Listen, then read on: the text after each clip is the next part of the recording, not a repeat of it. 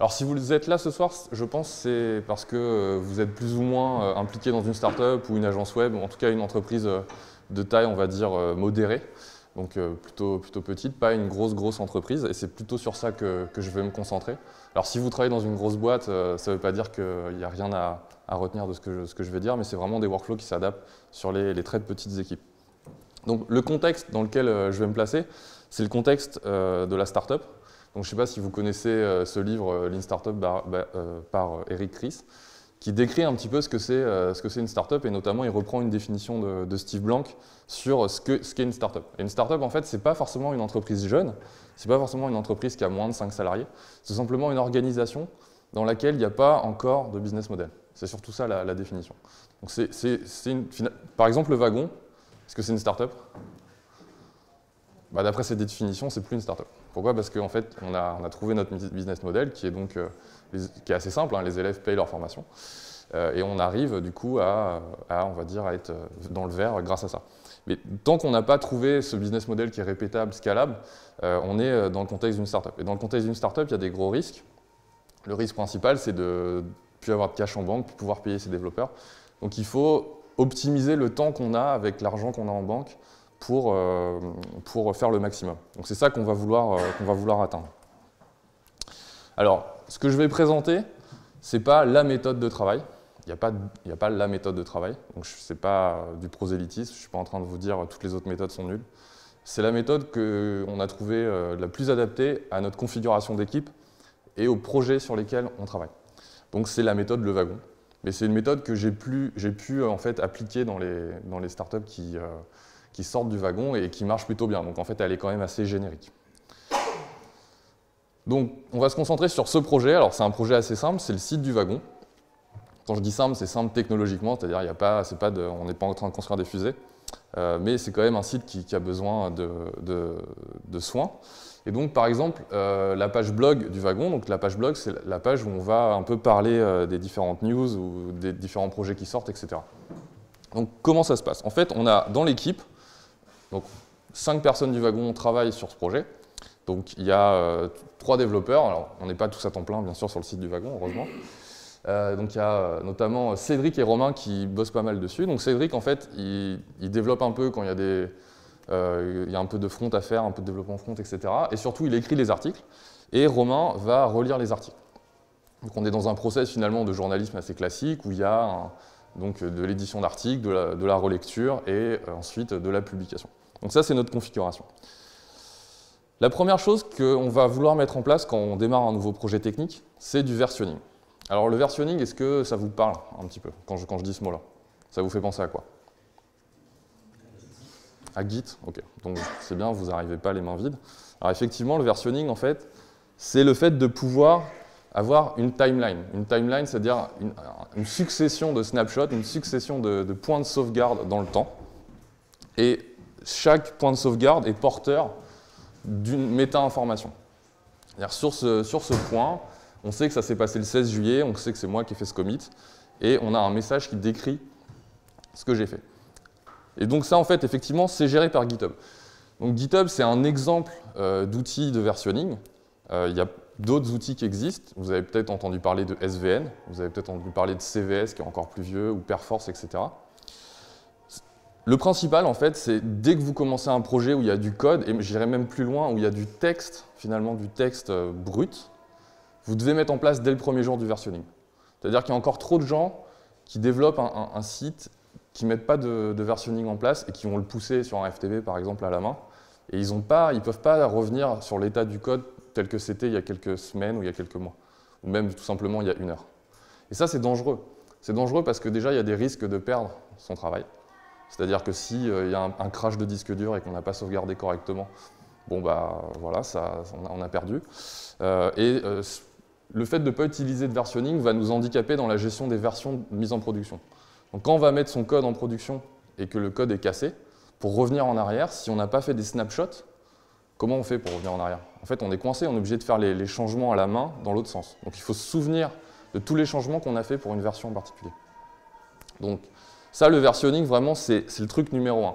Alors est-ce qu'ici, il y en a d'entre vous qui n'ont jamais utilisé de versionning? Que je vois un petit peu. Ok, mais vos équipes, rassurez-moi, l'utilisent. Il n'y a personne dans cette salle dont les équipes font du code sur leur ordi, il n'y a que la machine du développeur qui a le code, et que si jamais on perd la machine, on a paumé le code. Ok, donc c'est un petit peu mieux qu'il y a quelques années. Donc vraiment, c'est bon de le rappeler, le versionning, première chose à mettre en place. Et c'est pas genre on va y repenser dans 2 semaines, c'est genre premier jour, on démarre et voilà. De toute façon, c'est simple à mettre en place. Donc GitHub. GitHub, c'est un service du coup qui est au-dessus de Git. Git, c'est l'outil de versionning. GitHub, c'est la plateforme web, le réseau, on va dire, social des développeurs, sur lequel on va pouvoir consulter du code, mettre son code et collaborer. Ça se présente comme ça. Donc là, en fait, on est sur un repo du projet GitHub du site du wagon. Et donc, je vais un petit peu décoder avec vous ce qu'il va falloir regarder. Alors, sur un repo GitHub, ce qu'on va vouloir regarder, ça va être par exemple les contributeurs, qui a travaillé, les commits. Donc les commits, c'est l'historique du projet, et le code lui-même. Donc en fait, si vous avez un site sur GitHub, vous n'avez pas besoin d'avoir des outils de développeurs installés pour explorer le code. Donc, je peux vous montrer rapidement le projet du wagon. Alors là, notre code, il est open source, donc ça veut dire que ce soir, vous pouvez rentrer et aller explorer un petit peu ce qu'on a fait. Et bien sûr, GitHub vous permet, dans les plans payants, de cacher votre code si vous souhaitez travailler en closed source. Donc, si on regarde un petit peu GitHub rapidement, vous voyez, il y a 884 commits. Donc ça, les commits, c'est les snapshots dans le temps. Donc si on clique dessus, on va avoir une liste antéchronologique de tout ce qui s'est passé. Et on va voir qui a travaillé, qui a fait quoi. Donc ça nous informe un petit peu sur le travail en équipe du projet. On a les contributeurs. Donc, qui a bossé, avec quelle intensité, on va dire, donc, en fonction du nombre de fichiers touchés, en fonction du nombre de commits, etc. Donc, on a des statistiques assez sympas. Et surtout, on a le code. C'est-à-dire que là, vous voyez, il y a tous les fichiers de code du projet.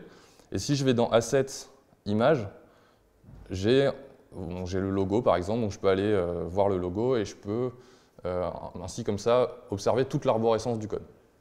Donc ça, c'est un outil très pratique, ça a un peu vulgarisé, ça permet à des gens qui ne codent pas de pouvoir explorer le code d'une application et voir y faire des changements. On va revenir sur ça juste après.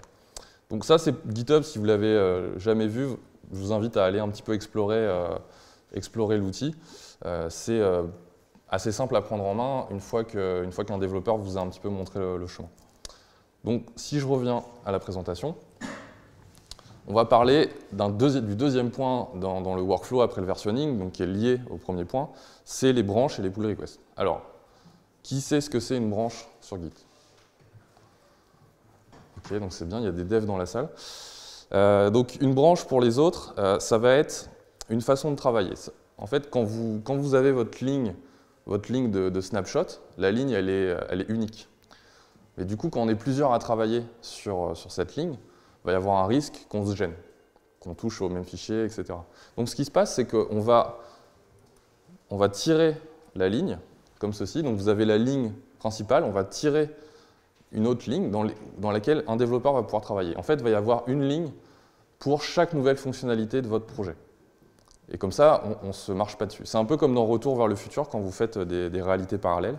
Là, c'est la même chose, il y a des réalités parallèles, et on va pouvoir travailler dedans. Alors ce qui se passe, c'est qu'un développeur qui doit travailler sur une nouvelle fonctionnalité, par exemple, il y a un bouton qui a une mauvaise couleur, donc on va tirer une nouvelle branche pour changer la couleur du bouton. Donc on tire cette branche et on va pouvoir faire des commits. Donc les commits, je emploie ce mot-là depuis le début, c'est des snapshots de son travail dans cette branche-là. Comme ça, on ne gêne pas en fait dans la première branche les autres développeurs. On fait des commits et quand on est content de son travail, il y a une chose très importante qu'on va faire, c'est qu'on va soumettre son travail à la relecture de ses pairs. On va demander aux autres de faire ce qu'on appelle une relecture de code, une code review en anglais. Et ça, la code review, dans le langage GitHub, ça s'appelle une pull request. Concrètement, vous ne voulez pas qu'un développeur travaille en solo et que personne d'autre relise son code. Vous ne voulez surtout pas ça. Pourquoi on veut pas votre avis, pourquoi on ne veut pas que les devs y travaillent dans leur coin et ils relisent jamais le code des autres? Est-ce que c'est un workflow naturel? Sur les autres corps de métier, comment vous travaillez en groupe? Est-ce que vous travaillez dans votre coin et ça part, ou est-ce qu'il y a de la relecture? Il y a plutôt de la relecture. Vous envoyez des mails, vous relisez. Quand il y a un pitch graphique, quand il y a même une présentation PowerPoint, vous avez envie d'avoir les avis des autres. Voilà, c'est pareil sur le code. Et c'est pareil, c'est encore plus important sur le code, parce que le danger, si des développeurs ne relisent pas le code des autres, c'est que vous allez avoir une base de code, vous allez être capable d'identifier, tiens, ça c'est le travail de Luc, ça c'est le travail de Jean, etc. Et ça, c'est dangereux, parce que ça veut dire que vous avez identifié qui a fait le boulot, et vous allez avoir le phénomène où le développeur il va dire « Ah ben non, ça c'est pas moi qui l'ai codé, je peux pas le modifier. » Ou alors « Je comprends pas son code. » Il y a des gens qui vont se réfugier derrière ça. Vous avez peut-être eu ça dans vos équipes. Donc ça, c'est dangereux. Les boîtes très sérieuses à propos des pull requests, c'est les grands noms du web. Par exemple, chez Google, depuis le tout début de Google, il n'y a pas une seule ligne de code qui a été ce qu'on appelle mergée, donc fusionnée dans le code principal, sans avoir été relue par au moins une personne. C'est-à-dire que c'est carrément ancré dans leur système de versionning. Vous ne pouvez pas mettre du code en commun tant qu'il n'a pas été approuvé par au moins quelqu'un d'autre. Et ça va même plus loin, c'est qu'ils ont des règles de gestion où vous devez être relu par quelqu'un qui est expert dans le langage dans lequel vous écrivez. C'est-à-dire que si vous codez en JavaScript et que vous n'êtes pas expert JavaScript vous-même, donc expert c'est reconnu en tant qu'expert, donc il y a une base de données où on vous dit bah, c'est ça vos expertises, et bah, vous devez trouver un gars chez Google qui dit « Ok, ton code il est bon et moi je suis expert JavaScript, je le garantis ». Et tant qu'il n'y a pas l'aval de cette personne, votre code il ne vaut rien, il n'est pas en commun. Donc ça c'est la première barrière. Et la deuxième barrière, c'est qu'un manager du projet, qui est propriétaire du projet, doit approuver aussi ce code-là. Donc en fait, en moyenne, en général, il y a plutôt 2 personnes qui relisent votre code et c'est obligatoire. Alors forcément, ça rallonge un peu le temps de développement.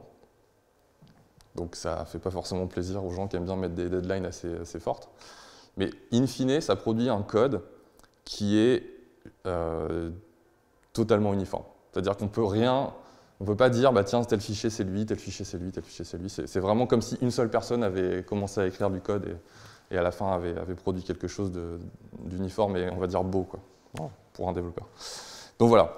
Donc là en fait on ouvre une pull request, on ouvre une discussion. Donc c'est vraiment une discussion, c'est-à-dire qu'il y a des gens qui vont commenter le code et qui va commenter le code ligne à ligne, qui va pouvoir dire bah là j'aime pas le nom de cette variable ou ici c'est un petit peu bizarre, etc.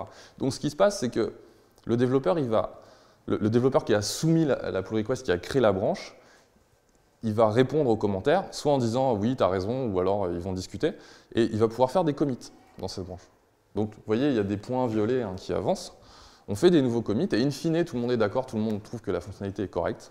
Et donc, on a la dernière étape, qui est la fusion, donc le merge en anglais, qui va rapatrier le code sur la branche principale. Et là, le code, voilà, la branche est morte, en fait, la branche a été mergée, elle a été fusionnée, la fonctionnalité est terminée. Donc, pour le développeur, c'est le moment où le code est dans la boîte, quoi. Donc, il a fini son travail au niveau du code. Il a fini son travail au niveau du code, mais ce n'est pas tout à fait fini. Est-ce que c'est clair pour ce workflow?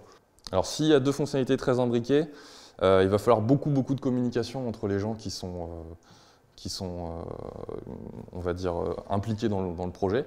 Alors soit ça va être des fonctionnalités qui vont toucher deux projets différents. Dans ce cas-là, il faut se mettre d'accord sur ce qu'on appelle une API, donc une interface de communication.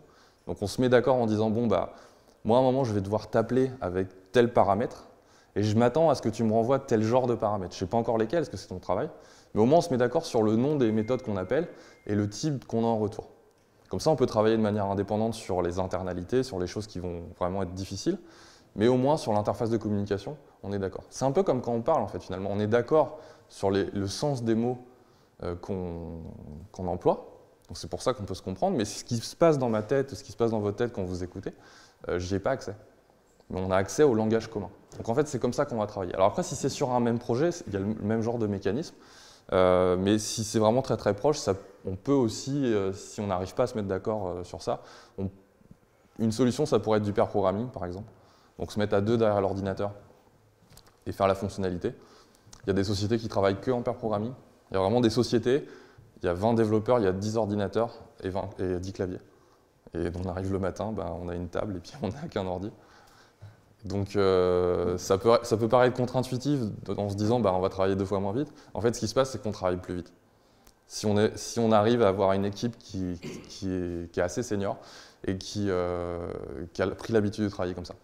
En fait, travailler avec quelqu'un d'autre va vous permettre de tester vos hypothèses beaucoup plus rapidement et de trouver plus de bugs. Donc ça, c'est une façon de travailler, pair programming, ou alors éventuellement d'être sur la même branche et de manière alternée, se dire bon bah j'ai fait cette partie-là à toi, et puis pendant ce temps-là, celui qui travaille plus, il va sur une autre branche et il travaille sur quelque chose. Voilà, c'est un peu toutes les stratégies que je déploierai, quoi. En fait, on peut tirer autant de branches qu'on veut. Par exemple, il y a un designer qui veut faire du rouge, l'autre qui veut faire du vert, et ils sont vraiment pas d'accord. Ils font bon bah faites chacun vos changements. Chacun le fait dans une branche, et puis à la fin, il le montre au manager, et le manager tranche. Ça peut être une façon de faire. Enfin, ça peut être une manière de tester des hypothèses, effectivement. C'est-à-dire qu'une branche, c'est vraiment une zone où tout est permis. C'est-à-dire qu'on peut faire autant de commits, si ça se trouve, à la fin, la branche, elle ne va jamais être fusionnée, ça aurait été qu'une branche créée pour tester. Donc c'est possible d'utiliser les branches dans ce but. Alors, un commit, si je reprends l'outil sur GitHub, si je regarde la liste des commits, et que je regarde par exemple le commit qui a été fait par Alice il y a 1 heure, donc ici celui-là, et que je clique dessus, donc il y a plusieurs choses. Déjà, on voit que c'est Alice qui l'a fait, donc il y a son nom, on voit le nom du commit, et ici on voit ce qui a été changé. Et ce qui a été changé, en fait, c'est une différence. Donc en rouge, alors c'est pas le rouge et vert, il n'est pas ouf là, mais... Donc en rouge, ça, vous voyez, à apprendre tous les jours, ça a été modifié par à apprendre tous les jours. Donc en rouge, c'est les lignes qui sont supprimées, en vert, c'est les lignes qui sont ajoutées. Et donc là, qu'est-ce qu'elle a changé? Elle a corrigé une faute d'orthographe, d'accord? Et elle a aussi corrigé des majuscules, etc. Donc là, c'était un commit de correction sur le site. Elle en avait marre de voir les fautes, donc je lui ai dit, vas-y, fais les changements. Voilà, donc ça ressemble à ça un commit. C'est vraiment une différence de fichiers sur plusieurs fichiers. D'accord? Alors, tirer les branches, ça va pas vraiment permettre... Enfin, ça peut permettre de faire du A/B testing, mais c'est pas la façon la plus facile, en fait. Parce que l'idée, c'est que le code, on va le déployer sur un serveur de production, mais ce qu'on déploie, c'est qu'une version. Donc, le code qui tourne sur une version, sur un serveur, il peut prendre ça va être une branche ou l'autre. Donc ce qu'on fait en général, c'est qu'on a un framework de A/B testing, que ce soit un framework SaaS comme Optimizely par exemple, ou un truc qu'on a construit soi-même. Et donc quand le trafic arrive sur ce serveur, il y a une logique interne de l'application qui va le splitter, qui va le diriger vers une version A ou une version B. Donc ça pourrait éventuellement, si on avait 2 serveurs, donc sur un des serveurs on déploie A, sur un des serveurs on déploie B, et après on a une troisième entité qui va rediriger le trafic. Et effectivement, là dans ce cas-là, c'est ce que fait Amazon ou Google, parce qu'eux, ils ont des milliers de serveurs. Donc eux, quand ils testent un nouveau truc, ils lancent un serveur, ils font tourner la google.com, le moteur de recherche, et ils dévient 0,001% du trafic pendant 5 secondes, et ils ont assez d'échantillonnage pour vérifier si ce qu'ils ont fait c'est mieux ou pas. Et en fait, ils testent des milliers de fonctionnalités d'A/B testing chaque jour. Par exemple, ils se sont rendus compte que les ads, quand on les mettait 2 pixels plus bas, ça cliquait plus, etc. Enfin, des trucs comme ça. Et puis, en fait, finalement, ils réfléchissent même pas forcément beaucoup avant de faire un test. Ils disent, tiens, allez, on va tester des trucs random. Et puis, ils regardent les datas, et ce qui convertit le plus, ils les combinent, et à la fin, ils gardent, quoi. Et donc ça, oui, Amazon, Google peuvent se le permettre, parce qu'avec leur trafic, effectivement, c'est plus simple. Donc ça peut éventuellement, à leur niveau, servir à ça, même si ce qui est le plus utilisé par les startups, c'est vraiment de gérer ça au niveau applicatif, pas au niveau du code. D'accord? Donc, une pull request, ça ressemble... Il n'est pas ouf le contraste. Ça ressemble à ça. Je vais vous en montrer une tout à l'heure. En fait, c'est vraiment un endroit où on peut discuter sur le code qui est produit. Alors derrière, ce qui se passe, c'est qu'il y a un merge. Là, en noir, là c'est un screenshot de GitHub. En noir, vous voyez les différents commits dans master. Et en fait, là, il y a une branche sur laquelle il y a un article de blog qui a été traité. Donc la branche s'appelle Blog Post iOS Twitter Contest. C'était un concours qu'on avait réalisé. Et en noir, on voit le commit de merge. Donc c'est au moment où la pull request a été mergée, a été acceptée. Et donc ensuite, le code a été déployé en production. Donc c'est le même schéma, mais là, vraiment rapporté au screenshot de GitHub. Et si on va voir sur GitHub directement, vous avez dans les statistiques, dans les graphes, vous avez un truc qui s'appelle network, et c'est ça qu'on visualise en fait. Donc là, chaque trait de couleur différente est une branche. Les branches portent un nom. Donc vous avez master qui est la branche de référence. Et ensuite, chaque branche sont du travail en cours, parce que pour l'instant, vous voyez, ces branches-là, elles n'ont pas été rapatriées dans master. En revanche, la branche verte, elle a déjà été rapatriée. Donc là, hier, ça c'est un changement qui a été fait par un des nouveaux professeurs J'arrive pas à cliquer dessus. Bon, c'est pas grave. Voilà. C'est un changement qui a été fait, et donc que j'ai mergé ensuite, et qui a été rapatrié dans master. D'accord? Donc vraiment, on travaille à chaque fois en réalité parallèle, et on merge. Alors, en fait, le fork, c'est quelque chose qu'on va utiliser plutôt dans les projets open source, où, imagine, j'utilise une librairie, voilà, je trouve un bug dedans, donc, et du coup, je trouve personne qui a fixé le bug, donc je me dis, tiens, je vais fixer le bug moi-même. Donc, pour contribuer au projet, comme moi, je n'ai pas accès au code de la personne qui a développé la librairie, parce que ce n'est pas ouvert, hein, tout le monde ne peut pas envoyer son code, je suis obligé de forker, donc faire un clone de mon projet, travailler sur mon fork, et ensuite demander par une pull request à rapatrier mon changement sur le projet d'origine. Mais là, il se trouve que comme on est tous dans la même équipe, tout le monde a le droit de commit dans le projet. Tout le monde a les droits d'accès. En fait, c'est quand tu es dans une même équipe ou pas, la différence, ou alors quand c'est un peu l'open source. Le fork, c'est quand la personne qui veut contribuer à un projet n'a pas accès en écriture au projet. D'accord. Si. Donc là, du coup, s'il y a des commits qui sont faits sans passer par des branches, c'est qu'ils sont faits... Ah oui, là, pourquoi il y a des trucs noirs? Ouais. Alors là, effectivement, donc c'est bien joué. Donc là, les trucs noirs, c'est une mauvaise pratique, c'est qu'on n'a pas respecté les règles que j'ai énoncées. Voilà. Tout le temps, après branche... Oui, c'est ça. Normalement, la règle qu'on doit respecter, c'est dès qu'on doit travailler, on ne travaille pas sur master, on travaille sur une branche et ensuite on fait une pull request. Et là, je ne sais plus ce que c'est. C'est peut-être... bon, je sais, il faudrait que j'aille voir pour voir qui a fait ça, c'est sans doute moi. Bref, c'est pas très grave. Donc, je vous propose qu'on fasse toutes ces étapes-là sur un changement sur le site du wagon, qu'on va faire maintenant, et puis on va suivre un peu toutes les étapes. Alors, donc, j'anticipe un petit peu sur ce qu'on va voir après. Sur GitHub, vous avez un gestionnaire d'issue, donc un bug tracker en fait finalement, et c'est là où finalement ça devient votre to-do list. C'est là où vous allez pouvoir mettre les tâches que vous souhaitez faire. Donc là, il y a une tâche en fait, c'est Cédric qui me dit, donc sur la home du wagon, on dit qu'il y a 8 promotions, et on va le remplacer par le nombre d'élèves plutôt. C'est comme ça, on a un plus gros chiffre, c'est super.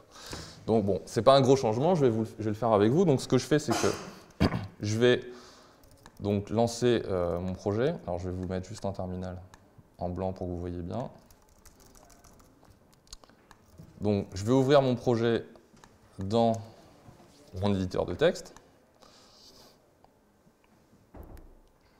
Alors c'est pas du gros code, vous inquiétez pas, hein. Donc ça va se passer normalement sur... Alors, je vais chercher tout simplement les mots entrepreneur codeur, parce que je ne sais plus dans quelle page c'est. Voilà. Donc, ici, vous voyez, il y a la phrase qui m'intéresse. Donc ça, je vais la changer. On avait dit que c'était par entrepreneur formé au code. Donc, je change ça. Comme ceci. Et là, ça, c'est ma clé de traduction que je vais pouvoir rechercher dans le code pour trouver dans le HTML où est-ce que c'est utilisé. Et là, vous voyez, c'est utilisé là dans mon HTML et je vais changer le 8 par 160. Okay. Alors, comme j'ai une clé de traduction coderstrain@lewagon et que je l'ai modifié dans mon fichier français, j'ai aussi à le modifier dans le fichier anglais, comme ceci. Et donc, c'était quoi? C'était entrepreneur formé au wagon. Bah là, je vais mettre... comment on dit ça, formé au wagon? Train@lewagon, ouais. Trained, merci. OK. Donc là, j'ai fait mes changements de code. Je peux, grâce à Git, rapidement voir ce que j'ai changé. Donc vous voyez ici, on voit bien que dans mon fichier de local anglais, j'ai enlevé cette ligne-là pour rajouter l'autre ligne. Dans mon fichier de local français, j'ai enlevé cette ligne-là, j'ai ajouté cette ligne-là. Et dans mon HTML, j'ai remplacé le 8 par 180. C'est clair? OK. Donc ce n'est pas un gros changement, c'est pour ça que je voulais vous montrer ça en live code. Je vais rapidement tester en local que mon changement marche. Parce qu'avant de... C'est toujours un truc qui est bien à faire, de ne pas juste changer le code et Inch'Allah ça va marcher, donc non. Donc on y va, on va aller voir le projet en local. Donc là mon site tourne en local. Alors juste il met un peu de temps à booter. Voilà, et donc là si je descends, vous voyez j'ai bien mon changement qui a été effectué. Et si je change de langue, est-ce que ça a marché? Ça a bien marché. Ok, donc là on est content. Qu'est-ce qu'on fait? C'est quoi l'étape d'après? Alors effectivement, il fallait que je crée une branche avant, j'ai oublié, c'est mal. Donc je vais la créer maintenant, merci.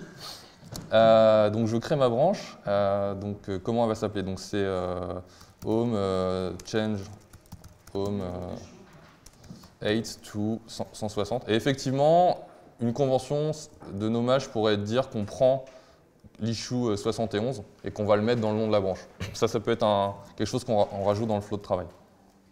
Donc on va faire ça, donc issue 171. Voilà, donc je crée ma branche. Donc là, je vais faire mon commit. Donc je vous passe les détails techniques sur les commandes. Donc je vais mettre change 8 promotions to 160 entrepreneurs. J'envoie mon commit sur GitHub. Voilà. Et donc là, maintenant, ma branche existe sur GitHub. Je peux aller la voir dans les graphes pour vous montrer ce qu'on vient de faire. Donc là, en noir, vous voyez, il y a master. Donc master, c'était la référence de mon code. Et là, en vert, j'ai bien la nouvelle branche que je viens de créer. Change home 8 ou 160. OK? Donc là, ma branche, le commit est présent dans cette branche-là. Et qu'est-ce que je veux faire? Je veux faire cette étape-là. Donc l'étape de discussion, je veux soumettre mon code aux autres développeurs de l'équipe pour leur demander s'ils valident. Et à la fin, fusionner mon code sur master. Donc pour ça, en fait, vous allez créer une nouvelle pull request. Donc ici, en fait, c'est cool parce que GitHub il a détecté une nouvelle branche, donc il vous propose directement de créer la pull request. Donc voilà, donc là, je suis devant une interface où on me demande de créer la pull request. Il faut vraiment concevoir ça comme un email, c'est-à-dire que là, vous envoyez à vos collègues une demande et vous allez dire, bon ben voilà ce que j'ai changé, est-ce que tu peux regarder? Donc en général, on fait un petit texte, Cédric, j'ai changé ce que tu m'as demandé sur la home avec les 160 entrepreneurs. Voilà. Au passage, il y a des fonctionnalités assez sympas, je vais dire que ça fixe la issue numéro 171, voilà. Et donc si je crée la pull request, donc là ça envoie à Cédric un mail qui va pouvoir commenter sur mon code et me dire si ça va ou pas. Donc lui, l'interface qu'il va avoir de son côté, c'est la même que moi, et ce qu'il va tout de suite regarder, c'est les fichiers qui ont été changés. Et vous voyez, il a une vue sympa de ce qui a été modifié. Donc c'est vraiment un outil de relecture, un outil où on va pouvoir voir exactement ligne à ligne le code touché par chaque développeur. Et donc, comme on peut le relire, on peut faire des commentaires. Et vous voyez, là, j'ai un petit plus qui apparaît pour chaque ligne. Et Cédric va pouvoir cliquer sur plus et éventuellement me dire des trucs. Genre, là, il y a une faute d'orthographe, etc. D'accord?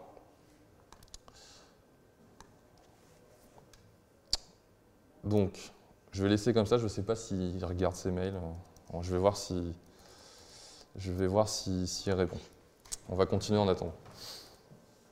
Donc ensuite, une fois que ça aura été mergé, on va vouloir déployer le code. On va vouloir déployer mon changement, c'est-à-dire que là j'ai fait mon code, mais il va falloir que ça aille en production. Alors, avec quoi on travaille? Donc au Wagon, on travaille essentiellement avec Heroku. Heroku qui est un hébergeur d'applications Rails et d'autres types, mais qui marche très bien avec les applications Rails. Mais il y a bien sûr plein d'autres types d'hébergeurs. Qu'est-ce que vous connaissez comme hébergeur et qu'est-ce que vous utilisez? Alors Amazon, donc Amazon Web Service, effectivement. Quoi d'autre? Gandhi. Gandhi pour de l'hébergement ou juste pour du nom de domaine? Ouais, il y en a sur Gandhi hébergement. Okay, j'ai pas trop d'expérience, donc ça m'intéresse après à discuter. Quoi d'autre? Alors Capistrano, c'est un outil qui va permettre de déployer. C'est pas un hébergeur. C'est pas une société que tu payes pour mettre. Un hébergeur, c'est quoi? C'est une société qui a des serveurs dans un data center quelque part ou qui les loue et qui vous propose, moyennant un loyer, d'avoir un petit bout de ce serveur pour héberger vos applications. En fait, vous pourriez très bien héberger votre site web sur votre machine, mais c'est quoi les inconvénients? Il faut qu'elle soit connectée non-stop. Donc ça, avec un ordi que vous trimballez partout, c'est pas terrible. Alors on pourrait dire, bon chez moi, je vais garder une machine allumée 24 heures sur 24. Donc ça marche, il y en a qui font ça. Le problème, c'est que la consommation d'électricité est très très chère, parce que forcément, c'est pas du tout optimisé. Un autre problème aussi, c'est que la connexion Internet, vous avez remarqué, mais les connexions ADSL, c'est bien quand on télécharge, mais quand on envoie des grosses photos, ça rame. Et donc un serveur, s'il est chez vous derrière une connexion ADSL, et ben, la vitesse d'upload par rapport au serveur, ça va être la vitesse de téléchargement pour vos utilisateurs. Donc ça va ramer. Donc finalement, ce n'est pas une très bonne solution. Alors maintenant, avec la fibre optique, on peut se poser cette question-là. Mais en tout cas, quand on est une société commerciale, on n'a pas envie d'héberger soi-même ces sites web, on va plutôt les mettre chez des hébergeurs professionnels. Donc là, on va utiliser Heroku.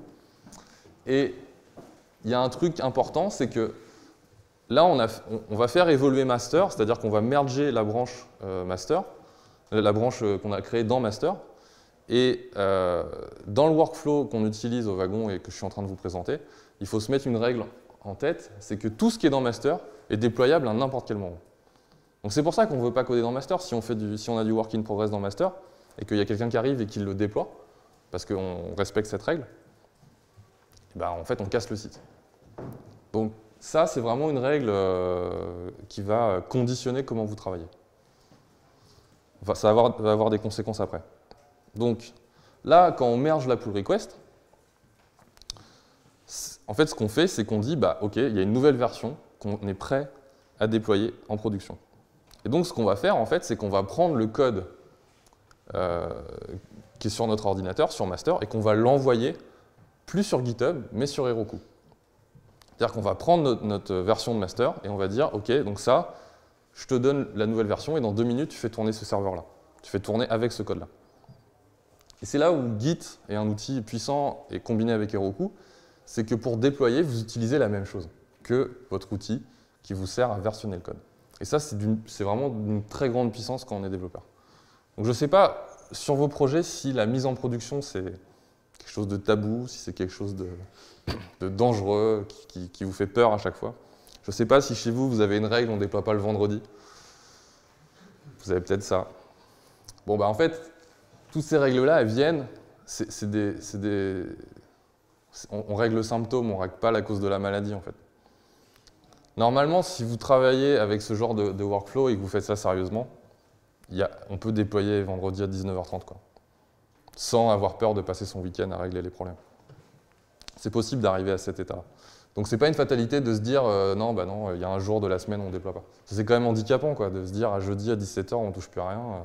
Il reste 3 jours et demi dans la semaine encore, avec le week-end. Donc cette règle-là, si on la relie avec cet éclairage, on se dit avant d'arriver à cet état-là, si vous avez des règles, le vendredi on ne déploie pas, il y a du boulot, quoi. Il y a du boulot, mais c'est pas impossible. Alors, ça, cette étape de déploiement, on pourrait la faire manuellement. On pourrait dire à un développeur, bon, bah, quand master a avancé, on déploie. Mais c'est pénible de faire un truc manuel. C'est pénible et c'est dangereux parce que si quelqu'un oublie, bah, on a du code qui est là mais qui n'a pas été déployé. Donc ce qu'on va vouloir faire, c'est qu'on ait un outil qui vérifie que master change et qui automatiquement le déploie. C'est-à-dire que dès qu'il détecte qu'une pull request a été mergée, donc que master a changé, automatiquement il va pousser ce changement-là sur le serveur de production. C'est-à-dire qu'en fait, vous n'avez personne qui déploie. Tout le monde déploie. Tout le monde déploie comment? En fait, tout le monde déploie avec ce bouton. Regardez. Là, Cédric, je lui ai envoyé cette pull request. Il a un bouton vert à sa disposition. Merge pull request. Le merge pull request, il va faire quoi? Vous vous rappelez, il y a une branche qui a été tirée. Et donc, quand on merge la pull request, ça va dans master. Et bien en fait, donc là je vais le faire pour lui, mais en général ce qu'on fait c'est plutôt un autre membre de l'équipe qui merge le code. C'est-à-dire je ne vais pas merger mon propre code, ça garantit que quelqu'un d'autre l'a relu. Donc je confirme le merge, et voilà. Et là je ne peux plus rien faire, ça va partir tout seul. Ça va partir en production. Mais c'est ça que je veux en fait. Je veux pouvoir être sur mon iPhone, relire le code et voir que c'est bon, merger et ça part. Je ne veux pas attendre entre le moment où j'ai relu le code et que je suis convaincu que ça va marcher, et le moment où ça part en production. Pourquoi attendre en fait? Parce que après c'est du stock, c'est de l'inventaire. En fait, vous avez du code qui n'est pas en production. Le code que vous n'avez pas déployé, c'est du code qui ne sert à rien. C'est du code qui n'est pas utilisé par vos utilisateurs, c'est du stock, c'est du coût. Alors là, vous allez me dire, ouais, on va casser des trucs et tout. Bon, attendez, j'ai pas fini. Donc pour faire ce genre d'autodéploiement, il y a plein d'outils. Nous, on utilise Worker. Donc, je vous le mets en outil, il y a CodeShip, etc. Vous pouvez regarder. Et en fait, ce que ça vous donne, c'est une liste de tous les commits et leur état, est-ce qu'ils ont été déployés ou pas encore. Donc là, en fait, si je vais sur l'outil, je viens juste de merger la pull request. Donc si on va voir sur Worker, voilà, donc là on voit qu'il y a une barre de progression. En fait, il est en train de vérifier que mon code est correct, on va en parler dans 2 secondes. Et ensuite, il va pouvoir déployer ce changement. Donc là, ça build, donc en fait ça vérifie que mon code est correct. Et juste après, ça va enchaîner avec une étape de déploiement. Et ça va changer le site tout seul. Sans rien avoir touché. Donc on va attendre encore un petit peu, on va continuer. Donc ce bouton-là, finalement, c'est quoi? Ça devient un bouton de déploiement. C'est-à-dire que vous avez un script qui déploie votre code et vous n'avez jamais une équipe qui est responsable de mettre en production. Il n'y a pas des créneaux horaires, il n'y a pas des gens dédiés à ça. Alors, faire une série de modifications, en fait, là, le workflow que je présente, ça remet en cause beaucoup de choses. C'est-à-dire que si vous me posez cette question-là, sans doute vous travaillez avec un système où vous avez des sprints, on va dire d'1 ou 2 semaines. Vous vous dites, bon, bah, pendant ces 2 semaines-là, on travaille et à la fin, on fait un déploiement. On fait une mise en production, c'est ça?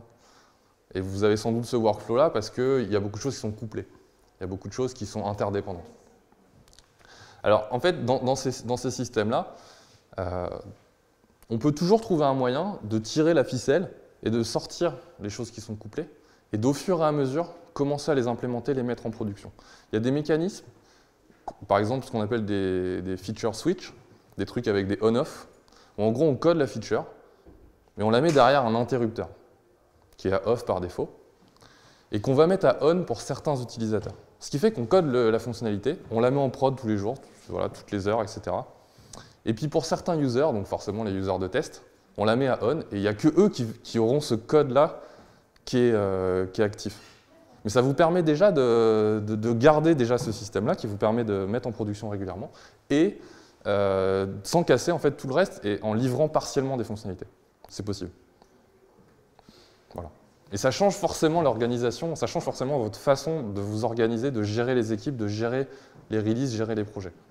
Là, en wagon, on est vraiment le mode hardcore du truc, c'est-à-dire que de temps en temps, ça casse, quoi. Ouais, mais moi, je suis un expérience utilisateur, donc je pense que de temps en temps, il faut vérifier la cohérence. Non, mais bien sûr, je suis d'accord. Mais là, je présente la vision extrême, mais en fait, ça peut se combiner. Ça peut se combiner, notamment avec ce genre de truc. C'est-à-dire qu'en fait, on pourrait très bien se dire, tiens, on va le déployer que à 5% des gens, et puis on regarde si ça casse, etc. Il faudrait coder des choses en plus. Là, en fait, on fait déjà un gros travail de test en amont. Donc, je vous ai montré en local, j'ai vérifié après mon code que ça marchait. J'ai vérifié que chez moi, ça marchait. Ensuite, j'ai relu mon code et ensuite, j'ai mergé. Donc déjà, il y a plein de barrières de sécurité pour voir si ça fonctionne. Ensuite, on parlera des tests automatisés. Et disons qu'il y a, dans le workflow, la qualité, elle est déjà au niveau des développeurs. Quand on met la qualité après, quand on a une équipe qui s'appelle QA, Quality Assurance, dans les équipes, et ben, ça déresponsabilise les développeurs, en fait. Parce qu'ils se disent, OK, bon, je fais mon code, de toute façon, je ship, il y a des mecs qui vont trouver des bugs, ils me montreront des bugs. Quand vous n'avez pas de QA, quand vous avez ces systèmes-là qui partent direct, le dev, moi, quand j'ai un dev qui casse un truc, il se fait taper sur les doigts, quoi. OK? Ça responsabilise. Donc, effectivement, ça n'empêche pas... De toute façon, il y a aussi des accidents, même quand il y a des équipes de QA. Donc, ça change complètement la façon de travailler. Vraiment. Ouais. Alors, à quelle étape se passe le test? Alors, je vais en parler, on va en venir juste après. Donc, tu peux juste expliquer ce que ouais. c'est Worker, parce que Ah ouais. alors, ça permettait de déployer automatiquement, et après, Qui permettait de déployer automatiquement? J'ai pas compris. GitHub. GitHub, tout seul, déployé automatiquement. Dans quel contexte? C'était ma compréhension quand il y avait le bouton vert. Ouais, en fait, c'est une conséquence qu'on a mis Worker que quand on clique sur le bouton vert, ça déploie. C'est-à-dire que le bouton vert, merge pull request, parce que j'ai lié mon projet avec Worker. Par défaut, merge pull request, ça fait ça. C'est-à-dire que ça prend la branche, ça la met dans master. D'accord? Là, ça fait une sorte de double copie, ça l'envoie aussi. Ouais, c'est ça. C'est vraiment, ça fait l'étape de déploiement. On est obligé de passer par Worker pour faire la fusion de la branche au master. Non, c'est GitHub qui fait ça. GitHub fait... je vous remets ce que j'avais dans le navigateur. J'ai cliqué sur le bouton vert tout à l'heure. vous vous souvenez, dans ma pull request. Ce que ça a provoqué, c'est si je vais voir le network graph, excusez-moi, c'est pas là, si je vais voir mon network graph, là, ça c'était ma branche avant, toute seule, et quand j'ai cliqué sur merge pull request, ça a ramené mon code sur le master. Ouais, mais je veux dire, on peut se passer du worker pour ça. Oui, tout à fait. Mais sauf que là, ce que ça a fait, c'est que ça a mergé le code, et c'est tout. Ça ne l'a pas déployé. Ça ne l'a pas mis en production. Je rajoute worker pour que dès que mon code est mergé dans master, donc dès que master change, alors il y a un déploiement. Worker, c'est vraiment pour faire l'autodéploiement. C'est l'outil d'autodéploiement. Si vous ne voulez pas faire d'autodéploiement, vous ne mettez pas worker, et GitHub, il ne va pas vous pousser votre code. Worker, il est en relation avec l'hébergeur. Worker, en fait, il connecte GitHub et Heroku. Donc il prend le code de GitHub et il l'envoie à Heroku. C'est quelque chose qui est entre les deux, en fait. Sinon, il faut un développeur qui prenne le code et qui l'envoie à Heroku manuellement. C'est une tâche qu'on peut automatiser, si on souhaite, encore une fois. Donc finalement, ce qu'on veut atteindre, c'est de déployer de manière automatique, de déployer très souvent. Le code qu'on ne déploie pas, c'est du code qu'on a en stock et c'est du code qui n'a pas de valeur encore. Donc lui, vous le connaissez sans doute. Donc ça, c'est un petit peu le motto du début de Facebook. Il change un peu, là, il commence à dire on va essayer de casser moins de trucs. C'est vrai qu'il cassait quand même beaucoup de choses au début. Donc vraiment, c'est ça qu'on veut, hein, c'est arriver à avoir une inertie au tout début. On n'a pas 1 million d'utilisateurs à satisfaire, on n'a que des hardcore users, on n'a que on va dire des gens qui sont fans de vous, puisqu'ils sont là et qui vous pardonnent plus de choses. Donc profitons-en et essayons d'aller le plus vite possible.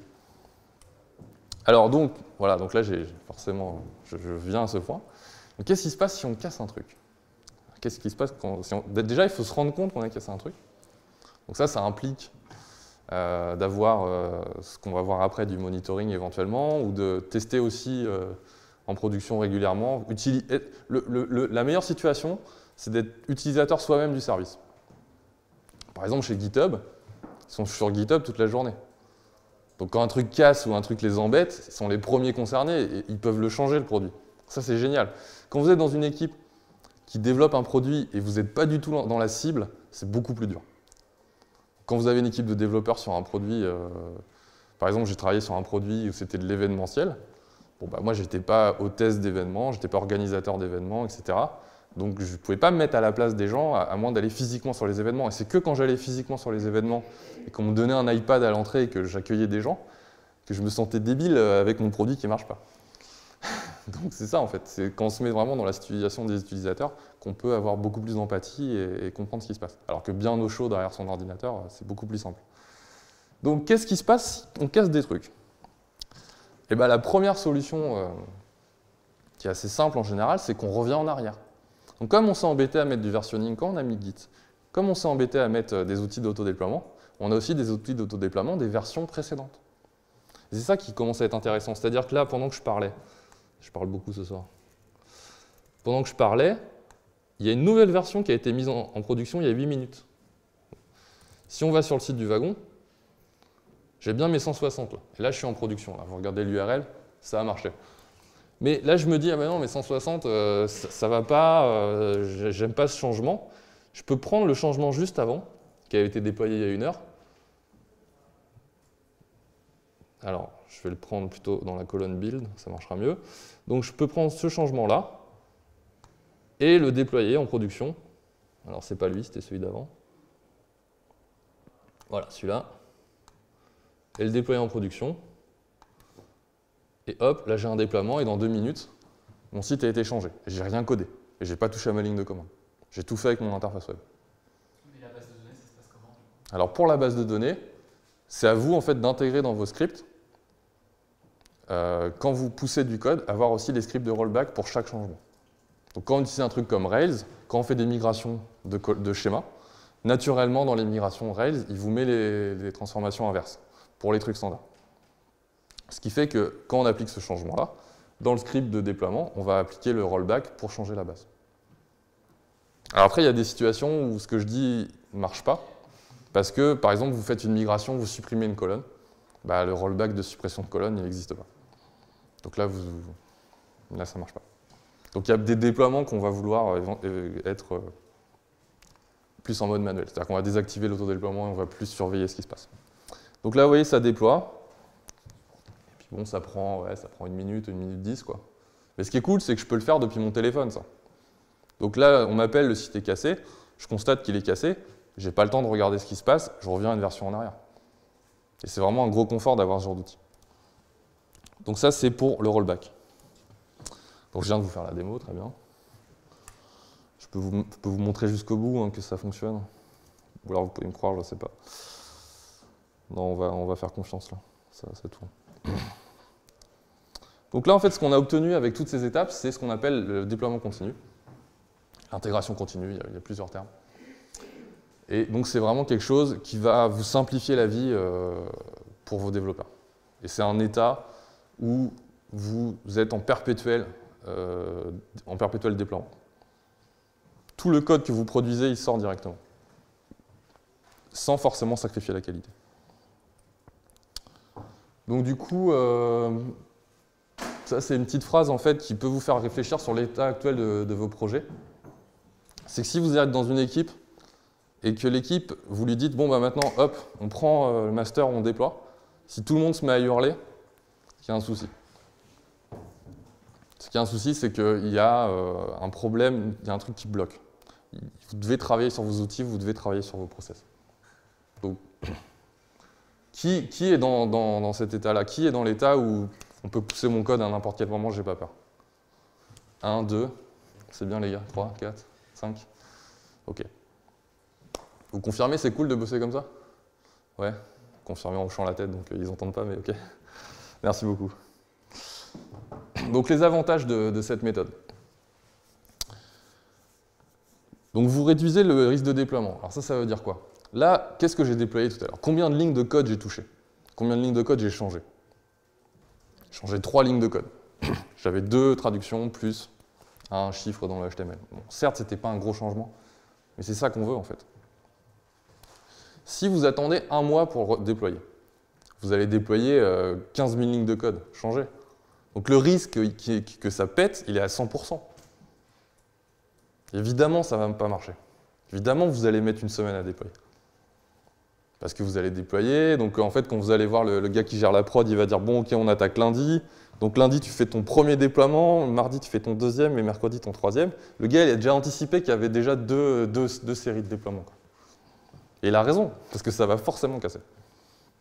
Donc en fait, ce que vous voulez faire, c'est déployer des incréments. Parce qu'au moins, si ça pète, eh ben, c'est dans un tout petit delta. Donc c'est simple de comprendre ce qu'il y a. Alors que si ça pète sur un delta d'1 mois, un dev, quand il développe quelque chose, le lendemain, il a oublié ce qu'il a développé. Parce que c'est difficile le développement. Ce qui est difficile, c'est que vous devez représenter des choses très abstraites dans votre cerveau. Et bah, quand ça part, en fait, c'est qu'à un moment où vous faites de la place, vous pensez à un autre truc, il faut remonter tout ce modèle mental. Et donc, le gars, sur un truc qu'il a fait la veille, il a beaucoup de mal, et ce qu'il a fait il y a 1 mois, c'est exactement la même chose que si quelqu'un d'autre l'avait codé. Donc, je préfère débugger quelque chose que j'ai codé il y a 1 demi-heure qu'il y a 1 mois. D'accord? Alors, ça mesure aussi un progrès réel dans le sens où les choses sont faites. Et alors, il y a un truc qui est... Il faut se poser la question avec vos équipes, c'est quoi la définition du mot « fait », du mot « done ». Bah, les devs, ils vont dire bah, c'est quand j'ai mon code dans master.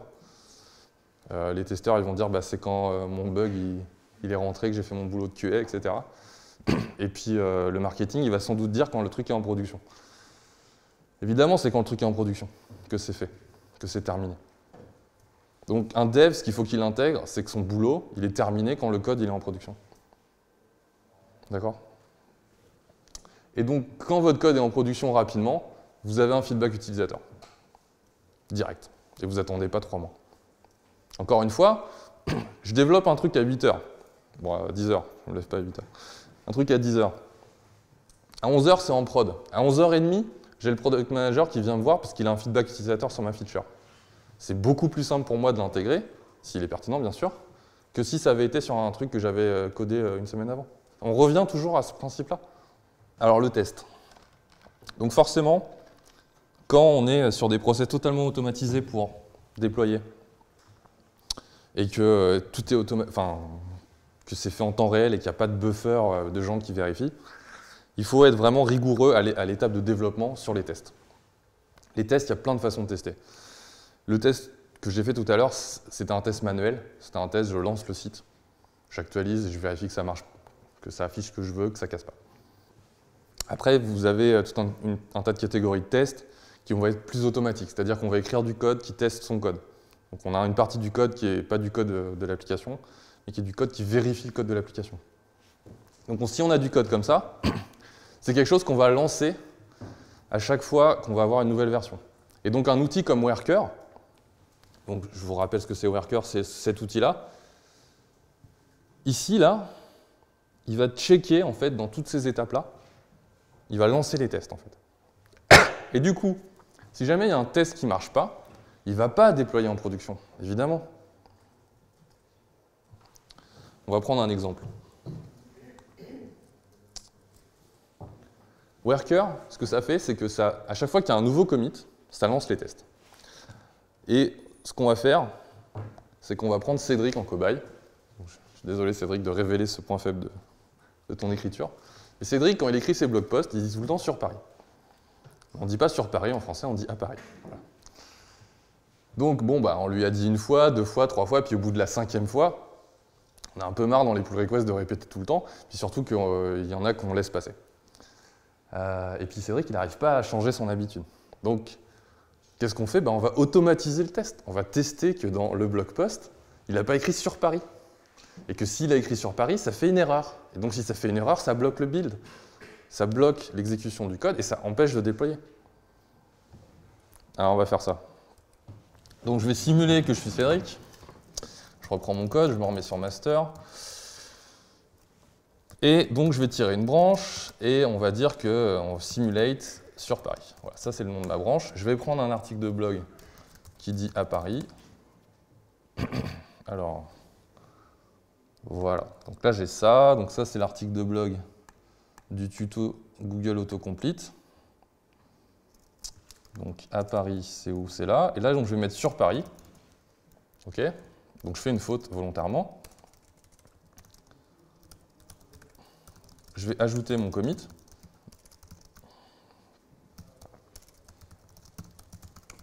Je push ma branche. Donc là, je vais retourner sur GitHub. GitHub m'a détecté ma nouvelle branche. Je peux créer ma pull request. Donc là, pour l'instant, je ne sais pas encore que j'ai fait une faute, puisque Cédric, pour lui, c'est correct. Très bien. Donc il dit super changement. Voilà. Et là, vous voyez, cette fois, mon bouton n'est plus vert comme tout à l'heure.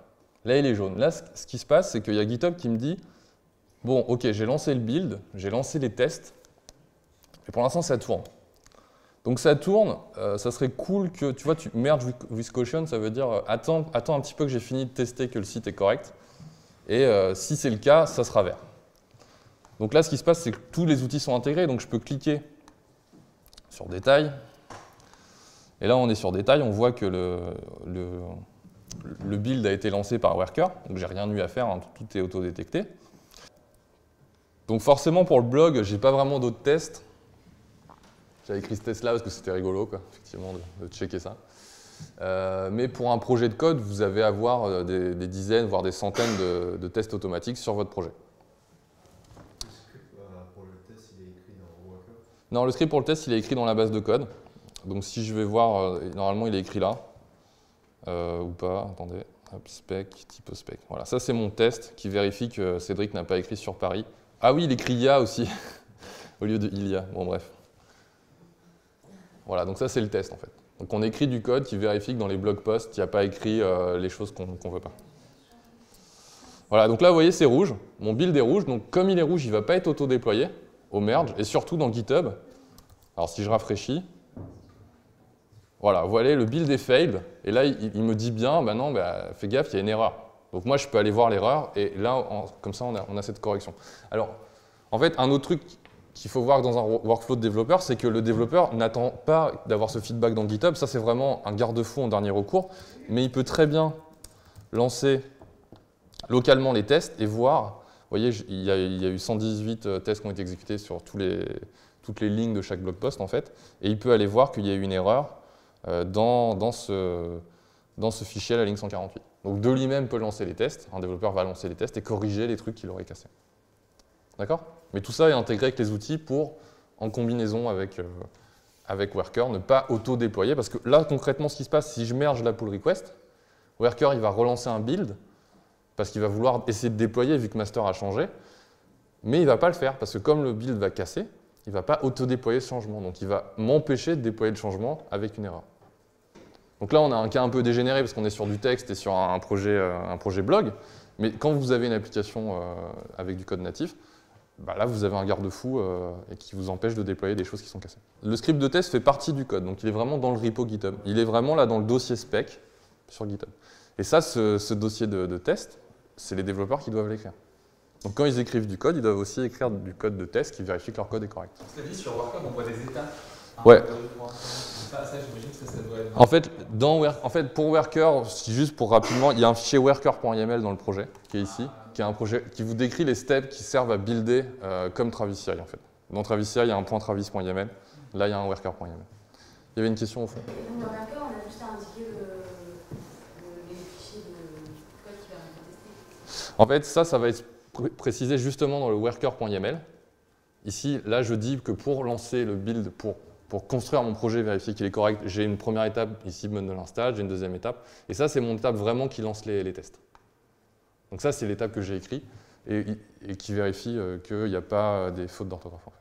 Donc c'est moi qui précise à Worker quelle est la commande que tu dois exécuter pour vérifier si le code est correct. C'est pas Worker magiquement qui détecte ce qu'il doit lancer, vous devez lui donner les instructions. D'accord? Mais si cette commande-là renvoie à une erreur, alors Worker s'arrête et dit bah, je ne vais pas plus loin, ça ne va pas marcher. D'accord?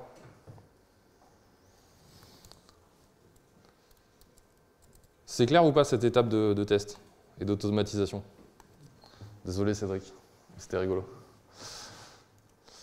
Alors, qu'est-ce qui se passe si on a une base de données? Parce que là, pour l'instant, tout ce que je vous ai décrit, c'est sur un projet qui se sert des fichiers texte comme d'une base de données, c'est-à-dire que dans un WordPress, vous avez une base de données dans laquelle vous stockez vos articles. Et ici, nous, on a pris le parti de stocker nos articles de blog dans des fichiers texte directement.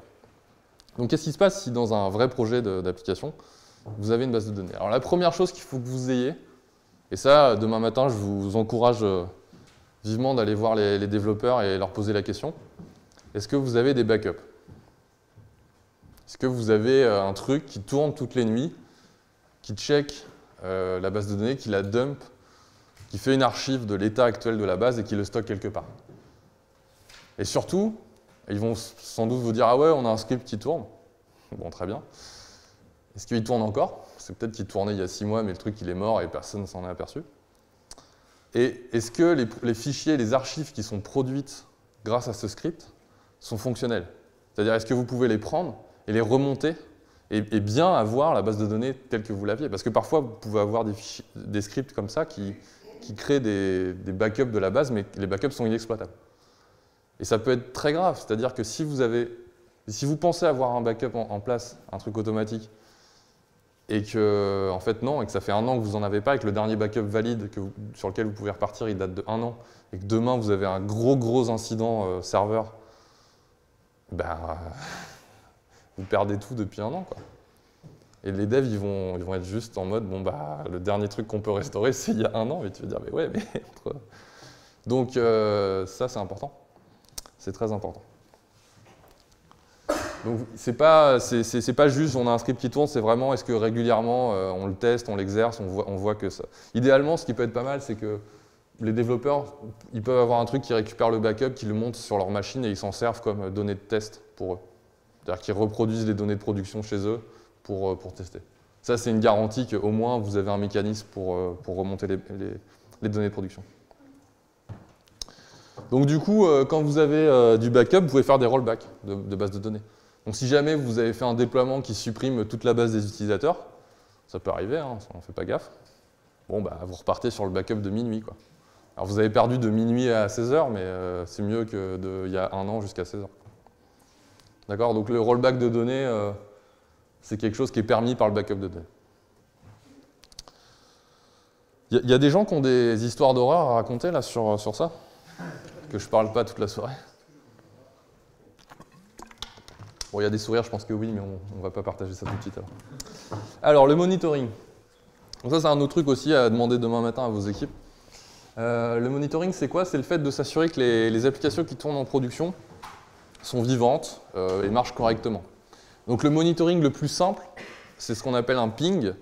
Donc un ping, c'est quoi? C'est vous demandez régulièrement, toutes les minutes, toutes les 5 minutes, est-ce que tu es vivant, est-ce que tu es vivant, est-ce que tu es vivant? Et ça, c'est vraiment le truc de base, quoi. C'est-à-dire que si jamais l'application ne répond pas, il faut que ce service-là vous envoie un mail en disant bah, tel service ne répond pas. Pourquoi? Parce que vous n'êtes pas H24 sur votre site. Parfois, vous êtes en réunion. Je vais parler des réunions aussi après.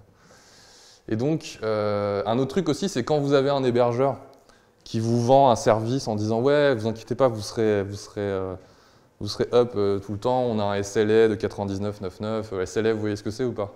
Service Level Agreement, c'est quand un hébergeur s'engage à ce que votre site web soit up au moins 99,99% du temps, c'est-à-dire au maximum un quart d'heure de downtime par mois, un truc comme ça. Bon bah, qui c'est qui vous fait le rapport de SLA? Bah c'est lui.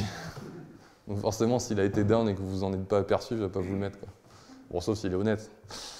Mais bon, donc c'est mieux d'avoir son service à soi. Il y a des outils comme Pingdom ou Uptime Robot qui vous permettent de mettre en place ça. Uptime Robot, il est bien parce que, encore une fois, il est pas cher dans le sens gratuit, qui vous permet en fait de faire, qui vous permet de mettre 50 monitors qui vérifient toutes les 5 minutes qu'un site est up. Donc en gros, tous les sites que vous avez, vous mettez ça. Ça vous envoie un mail dès qu'un site tombe. C'est pratique parce que ça vous graffe aussi les problèmes.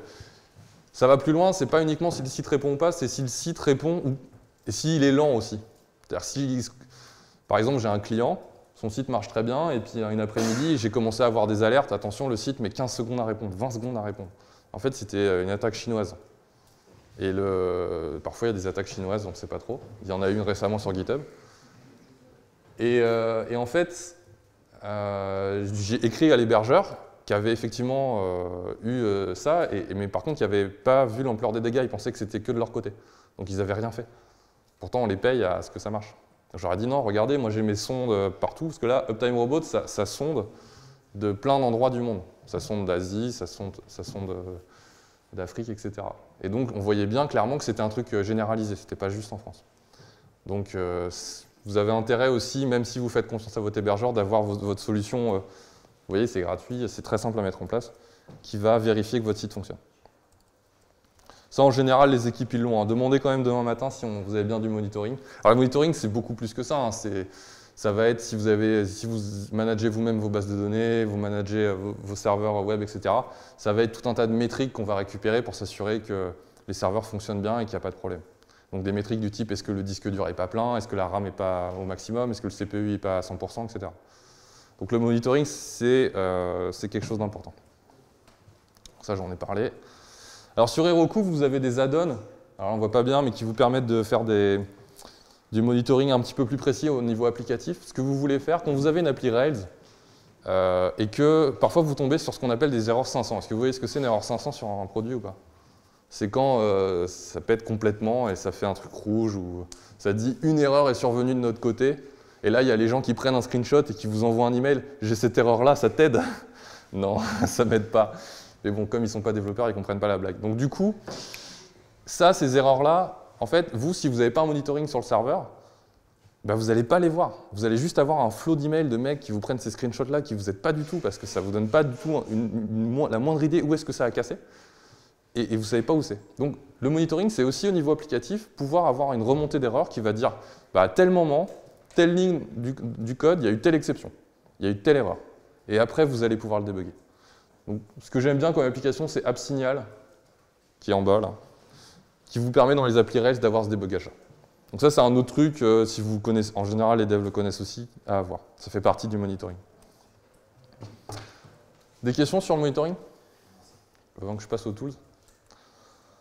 Stan, je te laisse 30 secondes de plus, c'est ça? Ça va? Pas de questions sur le monitoring? D'accord. Alors les outils. Donc les outils, Là, je vais plutôt parler des outils périphériques aux devs. Est-ce que vous connaissez Slack? Alors, qui n'utilise pas Slack? Putain, c'est ouf, hein. Ils sont vraiment forts, quoi. Bon, alors Slack, c'est quoi? C'est un truc qui a remplacé le mail au wagon il y a 5 mois. Donc, il n'y a plus de mail au wagon. Les seuls mails qu'on échange, c'est avec des gens extérieurs qui ne sont pas sur Slack. Donc, concrètement, c'est quoi? C'est un chat. Hein. Si vous avez fait de l'IRC ou du Caramel il y a quelques années, bah, c'est pareil. Ouais, il y a des gens qui ont mon âge, là. Et donc, ça vous permet en fait d'avoir un chat avec votre équipe, mais ce qui est intéressant, c'est que ça va le compartimenter par sujet. C'est-à-dire que vous allez créer des channels sur lesquels vous allez parler, et tout le monde va pas être... C'est pas un channel et tout le monde est sur le channel. Vous imaginez le bazar que ça fait. Donc là, on a des channels par sujet, et les gens qui sont impliqués sur les projets vont être sur ces channels-là. Ça permet aussi de s'intégrer à plein d'autres services. Donc ça, les développeurs, ils aiment bien. Il y a une API chez Slack qui permet d'avoir des robots qui vont poster des informations dans un channel. Donc par exemple, on a un channel dans lequel, à chaque fois que le wagon est mentionné sur Twitter, ça poste. Donc nous, en fait, on est informé de l'activité un peu sur Twitter, de ça. Ça poste aussi des informations, quand il y a un serveur qui a une erreur, ça nous poste dans le Slack. Donc on est informé, toute l'équipe voit l'erreur. Ça peut poster d'autres informations intéressantes. Imaginez que vous avez un e-commerce, vous vendez des trucs avec Stripe, bah vous avez une API. Quand il y a un paiement sur Stripe, ça va vous poster dans Slack. Ouais, il y a un nouveau paiement. Et là, c'est cool. Comme ça, vous voyez en fait le flux, les paiements qui tombent. Bref, vous pouvez faire rentrer comme ça toutes vos données dans Slack grâce aux API de manière assez simple. C'est gratuit? Alors, Slack, la politique de prix, vous avez... Alors forcément, ils font une offre gratuite pour vous mettre le grappin dessus. Et en fait, ce qui est limité dans l'offre gratuite, c'est vous pouvez remonter dans les 10 000 derniers messages dans l'historique. Si vous voulez remonter plus haut, vous ne pouvez pas. Or, quand ça fait quelques mois que vous l'utilisez, et souvent vous voulez remonter un peu dans une discussion, bah là vous êtes coincé, donc ça peut vous inciter à payer. Et un autre truc aussi, dans l'offre payante, il me semble que vous pouvez stocker plus de fichiers. Si vous échangez des fichiers avec, vous avez un plus gros quota. Au niveau intégration de services aussi. Donc les intégrations dont j'ai parlé, elles sont limitées dans le plan gratuit à 5 ou 6, je crois. Et si vous voulez une intégration de 15 services, bah, il va falloir commencer à payer. Et c'est pas donné, hein, le pricing plan, c'est par user, je crois que c'est 8 $ par user par mois. Donc ça commence à faire une petite somme. Donc au wagon, on n'est pas encore utilisateur payant. On s'en sort sans, mais je pense qu'un jour on le deviendra. À noter qu'on a un Slack aussi pour les alumni. Donc on a un Slack pour la team, on a un Slack pour les alumni, donc ça nous permet en fait d'avoir la classe qui puisse échanger des liens ou des fichiers, etc. Ou même quand ils veulent s'organiser pour un apéro. En fait, on a un channel par promo. Donc ça fait à chaque fois une trentaine de personnes, quarantaine de personnes dedans avec les profs. Et on a un channel général où il y a 180, je crois, personnes. C'est pas encore trop le bazar, pour vous donner un peu une idée de l'échelle. Peut-être dans un an, il faudra que je fasse quelque chose, mais là, pour l'instant, les gens sont plutôt raisonnables, on va dire. Ça part pas trop en live sur le channel à 180 personnes. Donc ça ressemble à ça. Hein. Vous avez à gauche les channels, et à droite, vous avez en fait la discussion. Vous pouvez uploader des images, etc. Donc là, c'était une discussion autour de... Encore une fois, c'est la presse, c'est date de décembre de iOS Hero, un truc qu'on avait organisé pour faire gagner une place à notre formation iOS. Donc voilà, donc ça c'est l'outil, et il prend vraiment une énorme puissance quand vous l'intégrez avec tous les services que vous utilisez. C'est vraiment ça la valeur du produit. Alors un autre outil dont vous avez besoin, donc ça c'était l'outil de communication, Slack, donc qui remplace l'email. Vous avez un outil de gestion de projet. Donc là, gestion de projet, ça vous évoque quoi comme produit là? Vous bossez avec quoi? Asana. T'as dit quoi? Non, j'avais bossé avec Microsoft. Microsoft Project, ok. Ça va, tu t'es repenti depuis, ok. Bon, ouais, donc très bien, effectivement. Donc, en fait, là, pour les outils projet, bon, ce que vous m'avez cité, c'est des trucs assez simples, bon, à part Microsoft Project. Là, ce qu'il va falloir chercher, c'est la simplicité. C'est-à-dire pas sortir l'usine à gaz parce qu'on vous a dit « ouais, j'utilise ce truc-là, c'est trop bien, il y a des graphes et tout, machin, trop bien ». Cherchez l'outil qui vous correspond, qui correspond à votre équipe. Et en fait, j'ai envie de dire, si vous êtes sur GitHub, commencez par regarder si GitHub Issue, ça vous satisfait. GitHub Issue, c'est vraiment un truc qui vous permet de très simplement créer une issue avec un sujet, un body, vous pouvez uploader une image dedans. Il y a la syntaxe Markdown qui vous permet de faire quelque chose d'un peu plus élaboré. Si vous ne connaissez pas le Markdown, il va falloir vous y mettre, parce que ça va être partout bientôt, c'est déjà presque partout. Ça vous permet rapidement. Alors imaginez, là, j'ai une issue sur le site. Je peux rapidement créer créer un bug, en fait, tout simplement.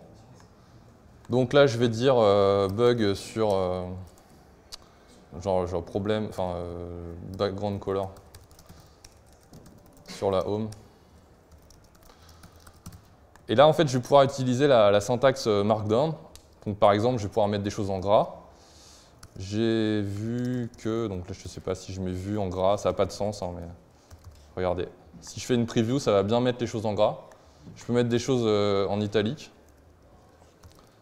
comme ceci. Voilà, donc ça c'est pour du Markdown. Je peux faire des listes, élément 1, élément 2, élément 3, comme ceci. Ça me fait des listes.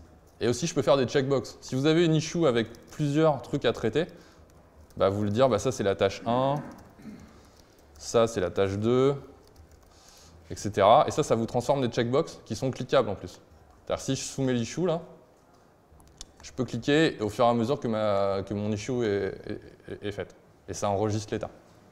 Donc bref, il y a plein de petits trucs comme ça qui sont cachés dans GitHub Issue et qui peuvent suffire à votre besoin. Pas forcément de déployer encore un outil.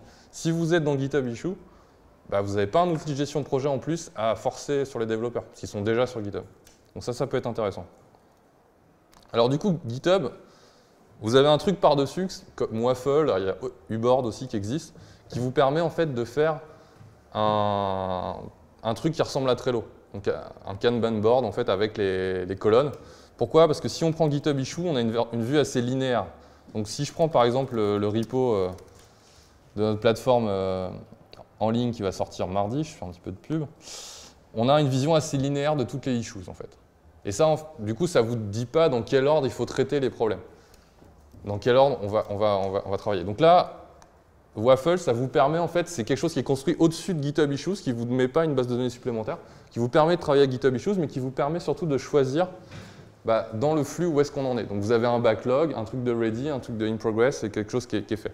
Donc ça vous permet en tant que gestionnaire, en tant que lead dev ou en tant que chef de projet, de choisir dans quel ordre vous voulez faire les GitHub Issues. Donc ça se couple bien et ce genre d'outil est assez intéressant. Donc on m'a cité Trello, effectivement. Alors vous pouvez avoir un Trello pour gérer ça. Alors le problème, c'est qu'il va moins être connecté avec que les outils dont j'ai parlé avec le code. Donc c'est intéressant toujours d'avoir l'outil de gestion de projet le plus proche du code pour qu'on puisse citer, parler sur le code. C'est toujours le code sur lequel on veut se centrer. C'est pour ça que les pull requests sont intéressantes, c'est que c'est très proche du code. Et vous avez des outils comme Pivotal Tracker qui, là, ça devient des trucs beaucoup plus complexes pour des équipes plus grosses, où vous avez des graphiques comme le graphique de droite qui s'appelle un burn down chart, qui vous permet en fait, dans une méthodologie agile, de voir où vous en êtes dans la gestion, dans l'avancement de votre projet par rapport aux deadlines que vous vous étiez mis. Voilà. Donc ça, c'est tous les outils de gestion de projet qui existent. Et donc, encore une fois, choisissez l'outil le plus simple et qui marche le mieux pour votre équipe. Alors, j'arrive à la fin, là, c'est des conseils que je voudrais donner en tant que dev, pour les gens qui sont pas dev. Et je pense que les devs dans la salle seront d'accord avec moi, j'espère. Première chose, évitez le méta-travail. Alors, c'est quoi le méta-travail? Tout ce qui n'est pas du dev, ouais. En gros, le méta-travail, c'est ce qui va tirer le dev de sa zone où il a besoin d'être concentré pour produire. Et ça va être, grosso modo, la réunionite, en fait, le méta-travail. Donc, le méta-travail, ça veut dire on ne fait pas des meetings. Ça ne veut pas dire on ne fait pas du tout des meetings. Au wagon, on ne fait pas de meetings. On fait un toutes les 2 semaines quand il y a vraiment un truc. En fait, on en fait un quand on sent qu'il y a un point où il faut se mettre autour d'une table et on en discute.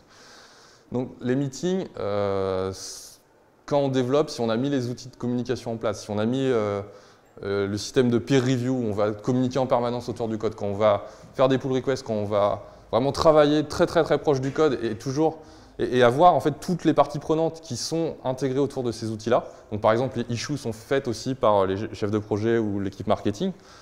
Vous pouvez arriver à cet état-là. C'est possible. Vraiment, c'est possible. Du coup, ça va vous obliger en fait à écrire tout. Si vous êtes dans une culture de la réunion, vous êtes dans une culture de l'oral, vous êtes dans une culture, tu n'étais pas là ce matin, tu ne sais pas ce qu'on a dit, merde. Non. Si vous passez tout par écrit, que ce soit par Slack, par mail, par GitHub Issue, ça peut être une façon aussi de communiquer. Ça veut dire que tout le monde est impliqué. Et si tout le monde est impliqué, ça veut dire qu'on va pouvoir travailler de manière asynchrone.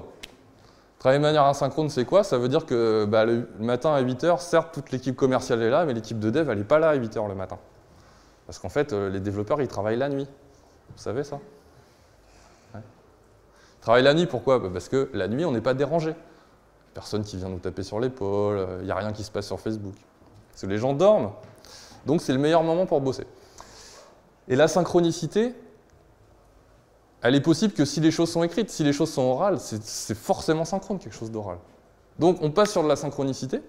Donc, on passe sur du remote. Donc, on passe sur des équipes qui n'ont pas besoin d'être physiquement à un endroit. Et donc, vous, là, vous cherchez des devs, vous galérez, mais vous cherchez dans un pôle géographique minuscule sur Terre.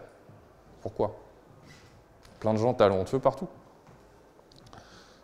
En fait, le moment où vous commencez à avoir des gens en remote, vous êtes obligé d'appliquer ça. Donc autant le faire même quand vous n'avez personne. Parce que si vous avez déjà mis ces trucs en place, quand vous devez vous déplacer ou quand vous êtes malade ou quand vous avez un truc qui fait que vous ne pouvez pas être physiquement au bureau, vous ratez rien. Et c'est ça qui est important d'essayer d'arriver. Et je vais terminer par ça. Un développeur, tout métier créatif, a besoin de ne pas être dérangé en fait. Il a besoin d'être dans sa bulle, il a besoin de travailler sur son modèle mental, il a besoin de représenter le code dans sa tête, tous les chemins d'exécution possibles dans sa tête, etc. Et si vous venez là, vous passez, vous tapez sur son épaule, « T'as vu mon mail ?» Et bien tout ce qu'il a construit pendant 30 minutes, tout tombe. Il change de contexte, il vous regarde, déjà il met 2 secondes avant de vous voir, vous pensez qu'il s'en fout de vous, etc. Non, c'est juste qu'il était très concentré. Ils ne sont pas tous autistes, les développeurs. Donc, et là, il dit ouais, j'ai vu. Et là, il revient et il a tout perdu. Il a perdu 30 minutes de travail. Donc en fait, le matin, il peut très bien, à 17 h, il peut très bien rien avoir produit parce que toutes les 30 minutes, il y a un mec qui lui a tapé sur l'épaule. Donc vraiment, un conseil, faites pas ça. C'est tout métier créatif qui vous oblige à conceptualiser énormément de choses mentalement. Vous devez vous mettre en mode ermite pendant des tranches d'1 heure, 2 heures. C'est pour ça qu'il faut être asynchrone. C'est pour ça que ça va passer par l'écrit. Et quand vous voulez communiquer à un autre ermite, vous le mettez par écrit. Et il vous répondra dans 1 heure. J'avais prévu un petit bonus, parler du test de Joël. On va le faire rapidement. Est-ce que vous connaissez le test de Joël? Non?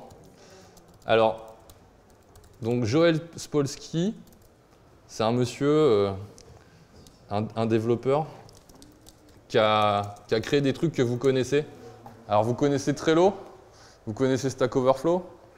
Bon, bah c'est lui. Et donc, il a un blog, il s'appelle Joel on Software. Alors, c'est lui, c'est pas lui tout seul. Hein. Il est où là, Et en fait, il a écrit un article en 2000, en août 2000. Donc, c'était il y a 15 ans. Donc, il y a 15 ans, tout ce dont je viens de parler n'existait pas. GitHub, tout ça. L'agilité, c'était le début, bref. Et il a écrit en fait un test qui s'appelle le test de Joël. Et en fait, c'est un peu un sanity test de votre équipe qui, vous posez ces questions-là, ça vous donne un score sur 12. Et si vous avez moins de 10, vous êtes pas bien.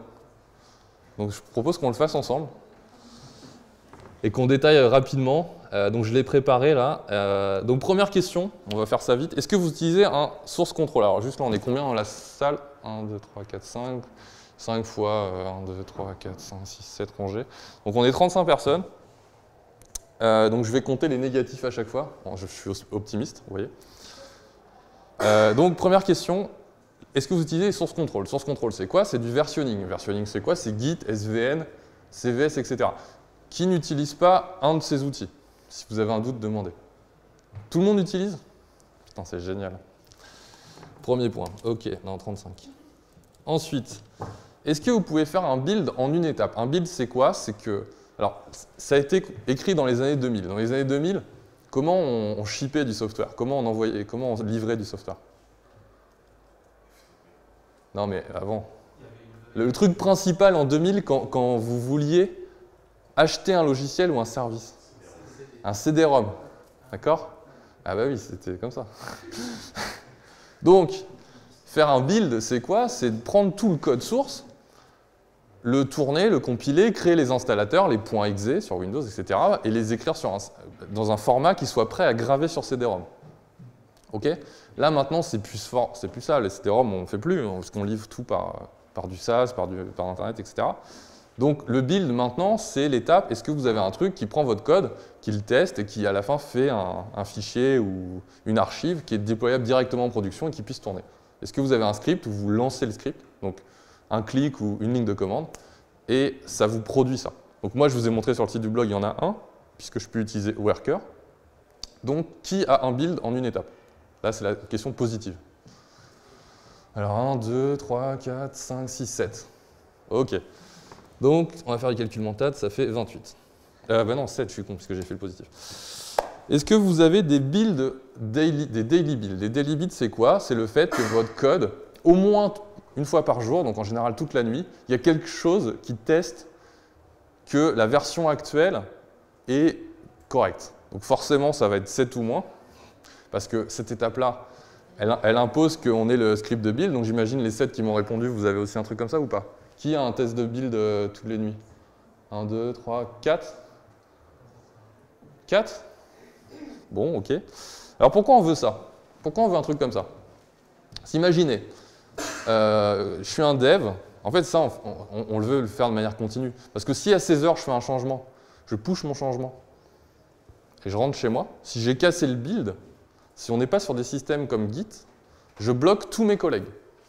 Et en fait, ça a été une source de frustration très longtemps. Et en 2000, il n'y avait pas Git qui permet maintenant de ne plus avoir ça. Il y avait des systèmes centralisés. Donc en fait, les changements qu'on faisait impactaient tous les collègues. On n'était pas dans des systèmes de branches. On ne pouvait pas isoler son travail. Donc ça, c'est un truc qu'on garde encore maintenant parce que ça nous prévient dans les 5 minutes où on a commit si oui ou non on a cassé les choses. Donc on a ce feedback-là. Si on n'a pas si on n'a pas pensé à lancer les tests chez soi, on a ce feedback. Donc c'est important encore en 2015. Ça a un peu changé de sens, mais c'est important à avoir.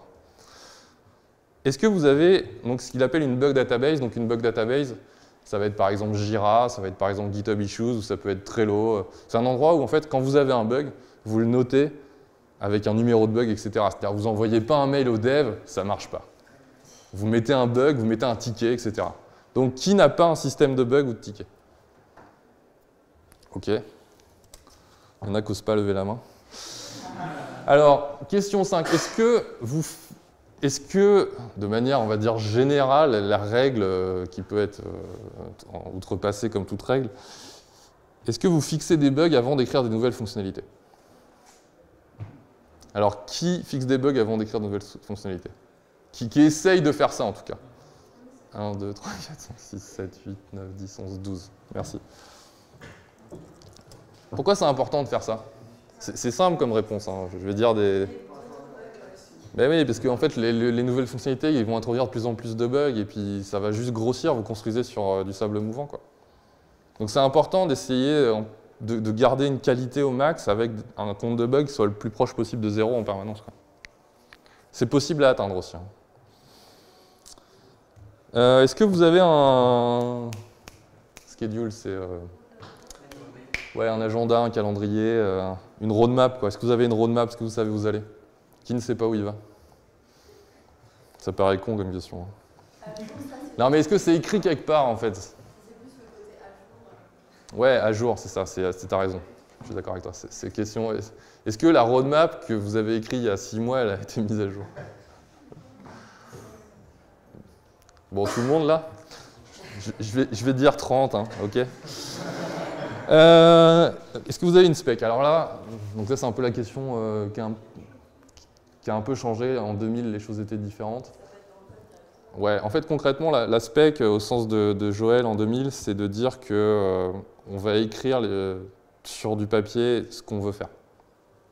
Et du coup, ça vient un peu clasher avec l'agilité, qui est plus dans un mode, on sait où on va et on va faire des petits incréments, et on ne va pas forcément tout spéquer. Là, dans cette philosophie-là, on est dans un mode waterfall. Donc un mode waterfall, c'est genre on fait un mois de spec, on écrit pendant un mois ce qu'on veut faire, on fait un mois de code et un mois de test, et tous les 3 mois, on ship un CD-ROM. C'était un peu dans cet esprit qu'on faisait les trucs. En fait, maintenant, comme on est en mode déploiement continu, on est en mode vraiment en permanence, on avance.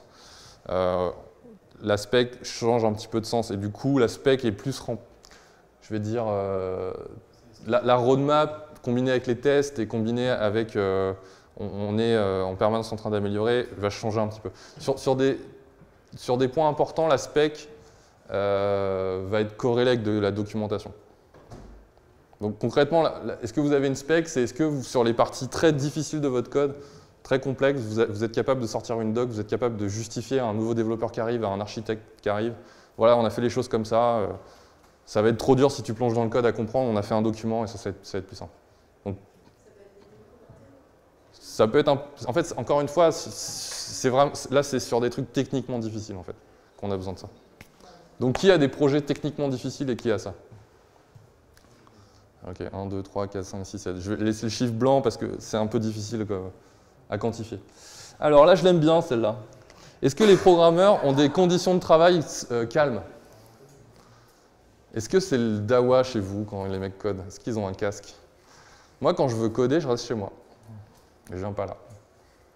Parce que quand je viens là, vous n'imaginez pas à quel point je suis sollicité par les élèves ou par les autres. Ce qui est normal, hein. Je viens du coup, le matin, je bosse chez moi, l'après-midi, je viens répondre aux questions.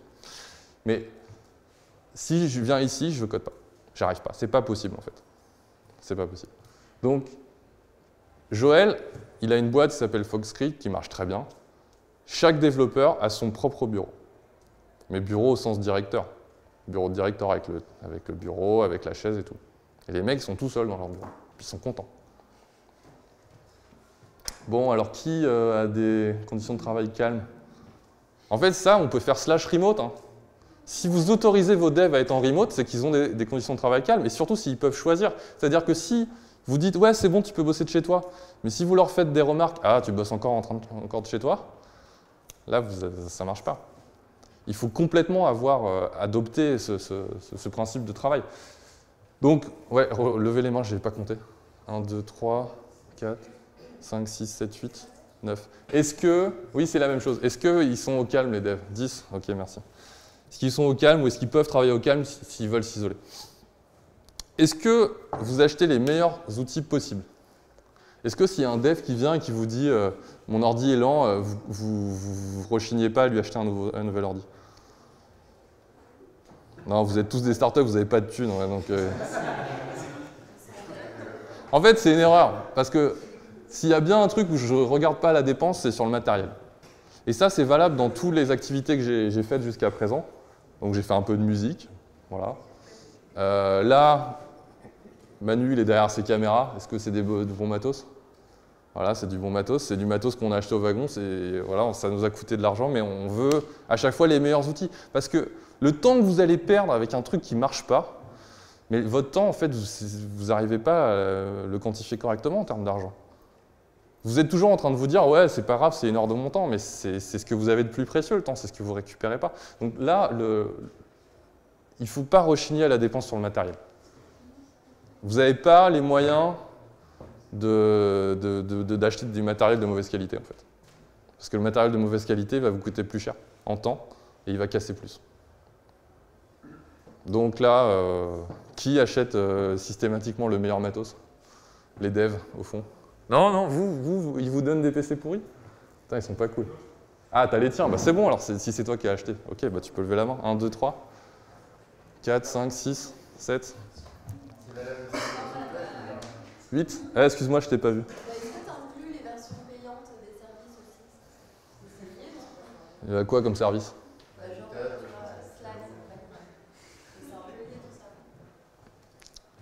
ça. Ouais, on peut. Oui, les outils, ça peut être aussi les outils. Là, je pensais plus aux outils physiques, effectivement, mais les outils logiciels font partie maintenant beaucoup, quoi.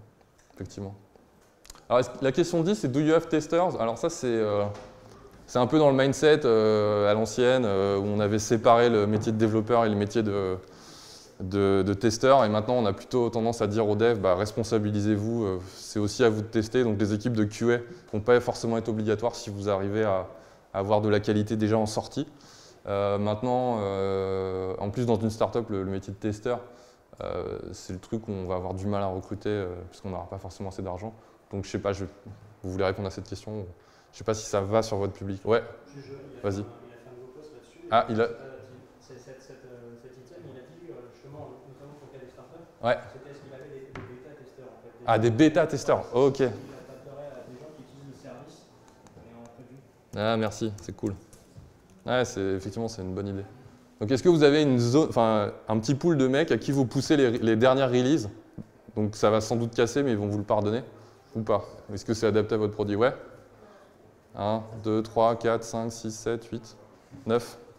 Merci pour l'update. C'est sur son blog, l'update? Tu pourras m'envoyer le lien? D'accord. Ok, deux dernières questions. Est-ce que les nouveaux candidats développeurs écrivent du code pendant les entretiens? Est-ce que vous avez déjà fait passer des entretiens pour dev? Alors forcément, quand vous n'êtes pas dev, faire écrire du code à un dev, c'est chaud. Alors comment on fait? Ah ben, en général, on a des devs dans l'équipe. Sauf si on recrute le CTO. Quand c'est le tout premier. Ah, c'est dur quand c'est le tout premier. C'est dur. Alors on peut venir au wagon pour se former. Voilà, placement produit. Et non, sinon, plus sérieusement, on peut. En fait, là, ça va être des références. Un ami dans lequel vous avez confiance dans les capacités à évaluer un dev qui va vous recommander quelqu'un. Parce que c'est vraiment super difficile à évaluer. C'est quelqu'un qui sait bien se vendre, qui arrive avec regarde, j'ai déjà fait ça, il peut se révéler pas très bon. C'est ça qui est chiant. Donc en fait, il y a des outils marketing, vous pouvez faire passer des trucs de test, enfin, des challenges de code à vos candidats, et à la fin, ça vous fait un rapport lisible pour un non-développeur. Donc c'est des outils en ligne qui existent, effectivement. Smart comment tu dis, Jean? Tu cherches? Je cherche, oui, c'est Smart Over. Smart Over? Je vais le mettre sur le Meetup. Tu mets sur le Meetup, ok, merci. C'est ultra important de tester si les gens savent coder. Il y a plein de gens qui sortent d'école pour apprendre à coder qui ne savent pas coder. C'est dur à dire, mais c'est vrai. Il y a un article sur... c'est quoi? C'est Coding Horror, Kant Code, Kant Programme, je crois. Voilà. Il est bien cet article. Hein. Donc lisez ça. Et ouais, flippez un peu, ouais. Flippez un peu. En fait, dans cet article, il décrit un algo très simple à coder, qui s'appelle le FizzBuzz, qui a en gros, ça dit compte les nombres de 1 à l'infini, ou 1 à 100, et au lieu de dire 1, 2, 3, 4, 5, bah, si c'est divisible par 3, tu dis fizz, si c'est divisible par 2, tu dis buzz, et si c'est divisible par, je sais plus, 5, tu dis FizzBuzz. Ouais, ouais, ok. Ok, merci, donc la permutation circulaire. Et du coup, ça c'est un truc où on énumère les noms et on teste des modulos. Et puis voilà, bon, c'est pas dur, hein. Quand vous savez coder, ça paraît trivial. Mais il y a beaucoup de gens qui échouent à ça. Donc bon, ceux qui échouent à ça, c'est difficile de les appeler développeurs en fait. Donc ça c'est qui teste ses devs, qui ne teste pas ses devs par du test, par du code, soit soi-même, soit par son équipe, soit par du proxy. Qui ne teste pas encore? 1, ok, donc 34. Oui, bon, ceux qui n'ont jamais eu l'occasion, ça n'a pas de sens, mais bon, il faudra le faire. Et le dernier item, c'est est-ce que vous faites des tests utilisateurs? Alors là, il appelle ça des tests utilisateurs de couloir. Bon, en gros, c'est est-ce que votre produit, il y a un moment, vous prenez des gens random dans la rue ou dans votre corpus, vous le mettez devant l'ordi, vous lui donnez 2-3 tâches à faire, et puis vous le filmez et vous regardez ce qui se passe. Qui n'a jamais fait ça ici? 1, 2, 3, 4, 5, 6, 7, 8, 9, 10, 25, 11, 24. Les autres, il faut le faire ça ou pas? C'est super de faire ça, c'est juste ouf. En fait, vous donnez une bouteille à quelqu'un, vous lui dites rien, et le mec il essaye de boire comme ça, quoi. Ils ne savent pas utiliser les produits parce qu'en fait, vous avez anticipé des usages, vous êtes tellement dans le truc que vous pensez que c'est évident, et le gars, non. Le bouton, il est gros comme ça, il ne le voit pas. Et en fait, c'est pas qu'il est débile, le mec. C'est que vous ne l'avez pas mis au bon endroit ou pas au bon moment. Enfin, c'est votre faute. C'est votre produit qui est cassé. Donc ça, les tests où vous prenez des gens random, et alors, il faut que ça colle un peu à la cible, hein, en général, et que vous les faites utiliser le produit, vous le filmez, donc vous faites un screencast, la webcam et tout, et vous enregistrez ça. Vous montrez ça ensuite à l'équipe de développeurs. Une semaine après, vous avez un produit qui n'a rien à voir, qui est juste transformé, quoi. Donc faites ça, faites vraiment ça, c'est juste génial. Bon, bah, on n'est pas terrible. Hein. On n'est pas terrible. Donc là, on a tous moins de 10. Hein. On a tous moins de 10, donc il y a des points à améliorer. Donc ça vous donne un bon sanity check hein, à discuter avec vos équipes. Voilà. D'autres questions? Ouais. Quand tu veux prioriser les features par la valeur business que ça a, Ouais. est-ce que tu pousses le truc jusqu'à dire bah, telle feature elle vaut 10K €, la telle 20K €, tout ça, ou c'est un peu plus Bah, si tu peux mettre des évaluations aussi précises. Non, est-ce qu'il y a des projets où ça arrive à se faire? Ouais. Je sais pas, j'en ai pas eu. Enfin, je connais pas. Peut-être, hein, mais non, mais quand je dis la valeur business, c'est encore une fois, c'est une échelle de points arbitraire. C'est par rapport à l'impact. Tu peux arriver à la quantifier. Par exemple, tu as le marketing, il dit ouais, il faut mettre un bouton like Facebook. Là, genre sur toutes les pages. Puis le dev, il dit non, les boutons like Facebook, c'est chiant. Puis le product owner, il sait pas, il n'a pas d'avis. Donc qu'est-ce qu'on peut faire pour quantifier si ça a du sens? Ce qu'on peut très bien faire, c'est mettre un faux bouton. Donc genre juste un bouton qui prend, effectivement, là pour le coup, le dev va te dire ça me prend 2 minutes, ça va vraiment lui prendre 2 minutes. Vraiment. Donc tu mets un bouton, tu ne cherches pas à le designer trop, et juste ce que tu fais, c'est quand le gars clique, tu recordes un événement en base, genre j'ai cliqué. Et là tu lui mets un pop-up, ah cette feature est bientôt dispo. Et là en fait à la fin, au bout d'une semaine, même au bout de la journée si tu as du trafic, tu vas voir le gars et tu fais bon bah mec, il y a 0,01% des gens qui ont cliqué sur le bouton. Peut-être pas la développer quoi. Donc là, c'est un peu caricatural, mais il y a plein de sites qui commencent à faire ça, qui commencent à faire des fausses features. Genre, tu cliques sur un truc, et si tu viens à la fin de la semaine, genre 50% des mecs, ils ont cliqué sur le truc, bah, tu te dis que peut-être qu'il y a de la valeur à le développer, quoi.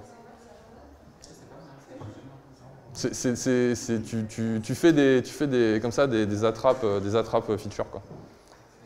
Et ça te permet, en fait, de ne pas développer le truc. Parce que si tu ne sais pas trop s'il va avoir de la valeur, bah là, tu peux avoir des données qui vont plus t'orienter dans ton développement. C'est génial si vous arrivez à faire ça, si vous arrivez à faire des choix de priorisation de tâches en fonction de données utilisateurs réelles. Là, il n'y a plus de discussion le lundi matin, hein. Il faut regarder les données, c'est parti, quoi. Donc c'est possible à remettre en place. Une autre question?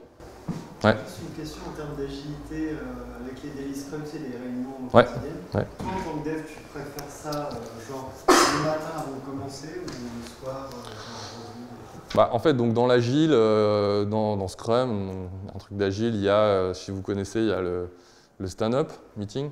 Donc on est censé être tous debout et on dit ce qu'on va faire aujourd'hui, ce qu'on a fait la veille et sur quoi on a bloqué, sur quoi on va bloquer. C'est des trucs qui peuvent marcher, mais disons que si c'est forcé sur les équipes, en général, c'est contre-productif. Donc en fait, moi, ce que j'aime bien, j'aime pas trop ça. Donc typiquement, j'en fais pas dans les équipes où je suis. Par contre, ce que j'aime bien, c'est être au courant, enfin que chacun soit un peu au courant de ce qu'on fait, donc avoir une communication, et plutôt prôner la proactivité d'un développeur vers un autre. C'est-à-dire que moi, quand je sais que j'ai une expertise dans un domaine, je vais voir le gars, je peux t'aider, on peut faire du pair programming sur ça si tu veux. Ou inversement, quand je sais que typiquement en design, quand je sais que je vais être un peu limite, bah, je vais pinguer, je vais dire viens m'aider sur ça et on fait le truc ensemble, on démarre ensemble en fait. Donc ça permet en fait, au lieu de sacraliser le matin, on parle 2 minutes et après on ne se parle pas de la journée, plutôt aller chercher la communication au moment où on a besoin. Essayer d'instaurer ça dans l'équipe. Je préfère ça. Comment ça peut se favoriser justement le peer programming? Faut y penser en fait. Enfin, c'est comment dire. Non mais c'est débile. Hein, mais en gros, tu t'assois à côté de l'autre dev et tu te dis tu fais quoi? Est-ce que je peux t'aider? Et puis vous codez ensemble en fait. Vraiment, ça marche très très bien le pair programming. C'est super. Enfin, si vous le faites pas, essayez. Essayez vraiment. Parce qu'en fait, les deux personnes apprennent. Quand il y a une différence de niveau entre un junior et un senior.